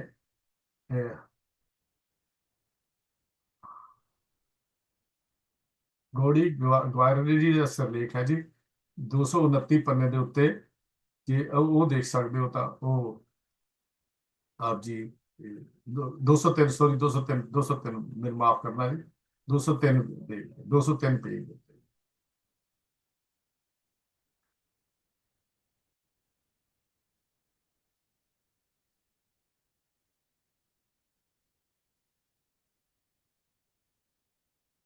ਸ਼ਬਦਾਂ ਦੇ ਲੱਗਦਾ ਮੈਨੂੰ ਫਰਕ ਹੈਗਾ ਸਰੂਪਾਂ ਦਾ। ਇਹ ਕਰਤਾਰਪੁਰ ਵਾਲੀ ਬੀੜ ਦੀ ਮੈਂ ਗੱਲ ਕੀਤੀ ਹੈ, ਹੋ ਸਕਦਾ ਉਹਦੇ ਵਿੱਚ ਇਹਦੇ ਨਾਲੋਂ ਫਰਕ ਹੋਵੇ। ਇਹ ਵੀ ਭਾਈ ਕਾਹਨ ਸਿੰਘ ਨਾਭਾ ਜੀ ਨੇ ਮਹਾਨ ਕੋਸ਼ ਇਸ ਗੱਲ ਦਾ ਜ਼ਿਕਰ ਗੁਰਮਤਿ ਮਾਰਤਾਂ ਵਿੱਚ ਇਸ ਗੱਲ ਦਾ ਜ਼ਿਕਰ ਵੀ ਕੀਤਾ ਹੈ। ਤੋ ਇੱਥੇ ਅਸੀਂ ਅੱਗੇ ਨੂੰ ਚੱਲੀਏ, ਥੋੜੀ ਜਿਹੀ ਗੱਲ ਹੋਰ ਕਰੀਏ। ਗੁਰੂ ਅਰਜਨ ਦੇਵ ਸੱਚੇ ਪਾਤਸ਼ਾਹ ਜੀ ਨੇ ਬਾਣੀ ਦੇ ਸੰਗ੍ਰਹਿ ਚ ਜਿਹੜੀਆਂ ਵਾਰਾਂ ਪ੍ਰਾਪਤ ਹੋਈਆਂ ਉਹ ਸਲੋਕਾਂ ਤੋਂ ਬਿਨਾਂ ਸਨ, ਇਹ ਵੀ ਸਾਨੂੰ ਪਤਾ ਹੈ। ਸੁਧਾਈ ਦੀ ਮੈਂ ਗੱਲ ਕਰਨ ਲੱਗਾ, ਆਖਰੀ ਗੱਲ ਕਰਕੇ ਆਪਾਂ ਅੱਗੇ ਨੂੰ ਚੱਲਾਂਗੇ। ਤੇ ਉਹ ਸਾਰੇ ਸਲੋਕ ਜਿਹੜੇ ਹਨ ਗੁਰੂ ਸਾਹਿਬ ਜੀ ਨੇ ਆਪ ਦਰਜ ਕੀਤੇ, ਗੁਰੂ ਅਰਜਨ ਦੇਵ ਮਹਾਰਾਜ ਨੇ, ਕਿਉਂਕਿ ਪਹਿਲੀ ਵਾਰਾਂ ਦਾ ਸਰੂਪ ਜਿਹੜਾ ਸੀ ਉਹ ਇਸ ਤਰ੍ਹਾਂ ਦਾ ਨਹੀਂ ਸੀ। ਹੁਣ ਕੁਝ ਜਿਹੜੀਆਂ ਆਪਣੀਆਂ ਫੁਟਕਲੂ ਇਹ ਗੱਲਾਂ ਹਨ ਉਹ ਆਪਾਂ ਗੱਲ ਕਰ ਲਈਏ। ਅਕਸਰ ਜਿਹੜੀ ਸਮੱਗਰੀ ਕਿਸੇ ਮੂਲ ਗ੍ਰੰਥ ਦੀ ਸੰਪਾਦਨ ਯੋਜਨਾ ਦਾ ਹਿੱਸਾ ਨਹੀਂ ਬਣੀ ਹੁੰਦੀ ਪਰ ਦੇਣੀ ਜ਼ਰੂਰੀ ਹੁੰਦੀ ਹੈ, ਉਹਨੂੰ ਅੰਤਕਾ ਕਿਹਾ ਜਾਂਦਾ, ਅਪੈਂਡਿਕਸ ਅਸੀਂ ਕਹਿ ਦਿੰਦੇ ਹਾਂ, ਉਹਨੂੰ ਕਿਹਾ ਜਾਂਦਾ ਹੈ। ਉਹ ਦਿੱਤਾ, ਉਹਦੇ ਫਿਰ ਦੇ ਦਿੱਤਾ ਜਾਂਦਾ ਹੈ। ਸ੍ਰੀ ਗੁਰੂ ਗ੍ਰੰਥ ਸਾਹਿਬ ਦੀ ਸੰਪਾਦਨ ਯੋਜਨਾ ਵਿੱਚ ਇਹ ਵਿਧੀ ਵਰਤੀ ਗਈ ਹੈ। ਇਹ ਗ੍ਰੰਥ ਦੇ ਪੰਨਾ 1310 ਤੋਂ 1430 ਤੱਕ ਸੰਕਲਿਤ ਬਾਣੀ ਲਈ ਜੋ ਸਿਰਲੇਖ ਵਰਤਿਆ ਗਿਆ ਹੈ, ਤੇ ਪੰਨਾ 1410 ਤੋਂ 1430 ਤੱਕ ਉਹ ਸ਼ਲੋਕ ਵਾਰਾਂ ਤੇ ਵਧੀਕ ਜਿਹੜਾ ਵਰਤਿਆ ਗਿਆ ਹੈ। ਇਸ ਸਿਰਲੇਖ ਦੇ ਅਰਥ ਇਹ ਵੀ ਲੈ ਜਾਂਦੇ ਹਨ ਕਿ 12 ਤੋਂ ਵਧੇ ਸ਼ਲੋਕ ਤੇ ਪੌੜੀਆਂ ਨਾਲ ਇੱਥੇ ਲਿਖ ਦਿੱਤੇ। ਫਿਰ ਮੈਂ ਉਹ ਇਹ ਗੱਲ ਨਹੀਂ ਕਰ ਰਿਹਾ, ਲੇਕਿਨ ਇਸ ਅੰਤਕਾ ਵਿਦੇ ਸੰਪਾਦਕ ਗੁਰੂ ਅਰਜਨ ਦੇਵ ਜੀ ਨੇ ਜਿਹੜਾ ਇੰਡੈਕਸ ਲਿਖਿਆ ਉਹਦੇ ਵਿੱਚ ਮੁਦਾਵਣੀ ਵਾਲੇ ਸ਼ਬਦ ਤੇਰਾ ਕੀਤਾ ਜਾਤੋ ਨਾਈ ਮੈਨੂੰ ਜੋ ਕੀਤ ਹੋਈ ਵਿੱਚ ਕਾਰ ਸਮੂਹ ਹੋਣ ਤੋਂ ਬਾਅਦ ਮਹਾਰਾਜ ਦਾ ਧੰਨਵਾਦ ਕੀਤਾ। ਸੰਪਾਦਨ ਸ਼ਸਤਰ ਦੀ ਸ਼ਬਦਾਵਲੀ ਦੀ ਇਹ ਇੱਕ ਸਿਖਰ ਕਿਹਾ ਜਾ ਸਕਦਾ ਹੈ। ਮੁਦਾਵਣੀ ਦਾ ਸ਼ਬਦ ਜਿਹੜਾ ਮੋਹਰ ਸ਼ਾਬ ਤੋਂ ਬਾਅਦ ਹੈ, ਤੇ ਕੁਝ ਫੁਟਕਲ ਸੂਚਨਾਵਾਂ ਵੀ ਸ੍ਰੀ ਗੁਰੂ ਗ੍ਰੰਥ ਸਾਹਿਬ 'ਚ ਮਿਲਦੀਆਂ ਹਨ। ਜਿਹੜੀਆਂ ਫੁਟਕਲ ਸੂਚਨਾਵਾਂ ਹਨ ਉਹ ਹਨ ਤੇ ਜਿਨ੍ਹਾਂ ਦਾ ਸੰਬੰਧ ਰਚਨਾ ਦਾ ਜਾਂ ਵਸਤੂ ਨਾਲ ਹੈ, ਬਿਰਹੜੇ ਕਰ ਜਿਨ੍ਹਾਂ ਦਾ ਮੈਂ ਜ਼ਿਕਰ ਪਹਿਲਾਂ ਕਰ ਚੁੱਕਾ ਹਾਂ। ਇਹ ਫੁਟਕਲ ਚੀਜ਼ਾਂ ਹਨ। ਤੋ ਸ਼ੰਤ ਦੇ ਦੱਖਣਾ ਜਦੋਂ ਮਾਰੂ ਇਸੀ ਜਾ ਕੇ ਸ਼ੰਤ ਮਹਿਲਾ ਪੰਜਵਾਂ ਦੱਖਣਾ ਲਿਖਿਆ ਮਿਲਦਾ ਹੈ। ਮਾਰੂ ਵਾਰ ਮਹਿਲਾ ਪੰਜਵਾਂ ਦੱਖਣੇ, ਇਹ ਵੀ ਸ਼ਬਦ ਬਾਣੀ ਦੇ ਵਿੱਚ ਇੱਕ ਉਪਭਾਸ਼ਾ ਸ਼ੈਲੀ ਦਾ ਬੋਧ ਕਰਾਉਂਦੇ ਨੇ। ਦੱਖਣਾ ਦੱਖਣੇ ਲਹਿੰਦੀ ਬੋਲੀ ਦੇ ਲਹਿੰਦੀ ਉਪਭਾਸ਼ਾ ਮੁਲਤਾਨ ਤੇ ਸਾਹੀਵਾਲ ਦੇ ਇਲਾਕੇ ਦੀ ਬੋਲੀ ਹੈ, ਜਿਹਦੀ ਵਰਤੋਂ ਪ੍ਰਮਾਣਿਤ ਕਰਦੇ ਹੋਏ ਇਸ ਵਿੱਚ ਦੱਦੇ ਦੀ ਥਾਂ ਡੱਡਾ ਅਤੇ ਸੱਸੇ ਦੀ ਥਾਂ ਤੇ ਹਾਹਾ ਲਫ਼ਜ਼ ਵਰਤਿਆ ਜਾਂਦਾ ਹੈ। ਤਾਂ ਇੱਥੇ ਸਪੈਸ਼ਲ ਗੱਲ ਹੈ, ਦੱਖਣਾ ਲਿਖ ਕੇ ਗੁਰੂ ਸਾਹਿਬ ਜੀ ਨੇ ਗੱਲ ਦੱਸ ਦਿੱਤੀ ਵੀ ਇਹ ਬੋਲੀ ਉਸ ਇਲਾਕੇ ਦੀ ਹੈ, ਇਸ ਕਰਕੇ ਇਹਨਾਂ ਸ਼ਬਦਾਂ ਦੀ ਵਰਤੋਂ ਇਸ ਢੰਗ ਦੇ ਨਾਲ ਕੀਤੀ ਗਈ ਹੈ। ਤਾਂ ਇਹ ਗੱਲ ਕਹੀ ਜਾ ਸਕਦੀ ਹੈ ਮੱਲਿਆਂ ਦੀ ਵਰਤੋਂ ਗਾਇਨ ਤੇ ਉਚਾਰਨ ਸਰਲੇਖਾਂ ਬਾਣੀਆਂ ਦੇ ਨਾਵਾਂ ਕਾਵਿ ਰੂਪਾਂ ਛੰਦਾਂ ਅੰਕਾਂ ਮੰਗਲ ਸ਼ਬਦਾਂ ਦੇ ਜੋੜਾਂ ਵਿੱਚ ਪਾਈ ਜਾਂਦੀ ਇਕਸਾਰਤਾ ਤਤਕਰਾ ਅੰਤਕਾਵਾਂ ਜਿਸ ਸੰਪਾਦੀ ਸੂਚਨਾ ਦਾ ਮਿਲਣਾ, ਇਹ ਸਾਰਾ ਗੁਰੂ ਅਰਜਨ ਦੇਵ ਮਹਾਰਾਜ ਸੱਚੇ ਪਾਤਸ਼ਾਹ ਜੀ ਦੇ ਸੁਚੇਤ ਸੰਪਾਦਕੀ ਯਤਨਾਂ ਦੇ ਸਦਕਾ ਹੀ ਸੰਭਵ ਹੋ ਸਕਿਆ ਹੈ। ਤਾਂ ਇਹ ਇਸ ਸੰਪਾਦਕੀ ਸੂਚਨਾਵਾਂ ਹਨ ਜਿਹੜੀਆਂ ਗੁਰੂ ਗ੍ਰੰਥ ਸਾਹਿਬ ਵਿੱਚੋਂ ਸਾਨੂੰ ਮਿਲਦੀਆਂ ਹਨ। ਔਰ ਜਿਹੜੀ ਕਲਾ ਸਤਿਗੁਰੂ ਗੁਰੂ ਅਰਜਨ ਦੇਵ ਮਹਾਰਾਜ ਦੀ ਸੱਚੇ ਪਾਤਸ਼ਾਹ ਜੀ ਦੀ ਹੈ, ਉਹ ਕਲਾ ਉਹਨਾਂ ਨੇ ਕਮਾਲ ਬਾਖੂਬੀ ਇਹ ਗੁਰੂ ਸਾਡੇ ਝੋਲੀ ਵਿੱਚ ਪਾਈ ਹੈ। ਇਸ ਤੋਂ ਅੱਗੇ ਕੁਝ ਹੋਰ ਵਿਚਾਰਾਂ ਇਹਦੇ ਨਾਲ ਹਨ, ਹੱਥ ਲਿਖਤ ਬੀੜਾਂ ਦੇ ਵਿੱਚ ਤੇ ਹੋਰ ਕੁਝ ਚੀਜ਼ਾਂ ਹਨ ਜਿਹੜੀਆਂ ਕਦੀ ਫੇਰ ਸਮਾਂ ਮਿਲਿਆ ਆਪ ਜੀ ਦੇ ਨਾਲ ਫਿਰ ਵਿਚਾਰਾਂ ਦੀ ਸਾਂਝ ਕਰਾਂਗੇ। ਕਿਉਂਕਿ ਅੱਜ ਵੀਰ ਤੇਜਿੰਦਰ ਸਿੰਘ ਜੀ ਦੀ ਵਾਰੀ ਸੀ, ਉਹਨਾਂ ਨੇ ਸਿੱਖ ਰਾਜ ਕਿਵੇਂ ਬਣਿਆ ਤੇ ਵਿਚਾਰ ਕਰਨੀ ਸੀ। ਅਚਨਚੇਤ ਉਹਨਾਂ ਦਾ ਹੁਣੇ ਫੋਨ ਆਇਆ ਕਿ ਉਹ ਅੱਜ ਸ਼ਾਮਲ ਨਹੀਂ ਹੋ ਸਕਣਗੇ। ਤੋ ਜਿੰਨੀ ਕੁ ਜਾਣਕਾਰੀ ਆਪ ਜੀ ਦੇ ਨਾਲ ਮਿਲੀ ਉਹ ਆਪ ਜੀ ਦੇ ਨਾਲ ਮੈਂ ਸਾਂਝੀ ਕੀਤੀ। ਇਹਦਾ ਪਹਿਲਾ ਹਿੱਸਾ ਅਸੀਂ ਪਹਿਲਾਂ ਕਰ ਚੁੱਕੇ ਹਾਂ, ਥੋੜੇ ਦਿਨ ਪਹਿਲਾਂ ਇਹ ਵਿਚਾਰ ਕੀਤੀ ਸੀ। ਤੋ ਅੱਜ ਦੀ ਵਿਚਾਰ ਕਰਦਿਆਂ ਹੋਈਆਂ ਬਹੁਤ ਸਾਰੀਆਂ ਕਮੀਆਂ ਤਰੁੱਟੀਆਂ ਰਹਿ ਗਈਆਂ। ਆਪ ਪਾਸੋਂ ਦੋ ਹੱਥ ਜੋੜ ਕੇ ਮਾਫੀ ਮੰਗ ਰਿਹਾ ਹਾਂ ਤੇ ਸਮਾਪਤੀ ਕਰ ਰਿਹਾ ਹਾਂ। ਵਾਹਿਗੁਰੂ ਜੀ ਕਾ ਖਾਲਸਾ, ਵਾਹਿਗੁਰੂ ਜੀ ਕੀ ਫਤਿਹ।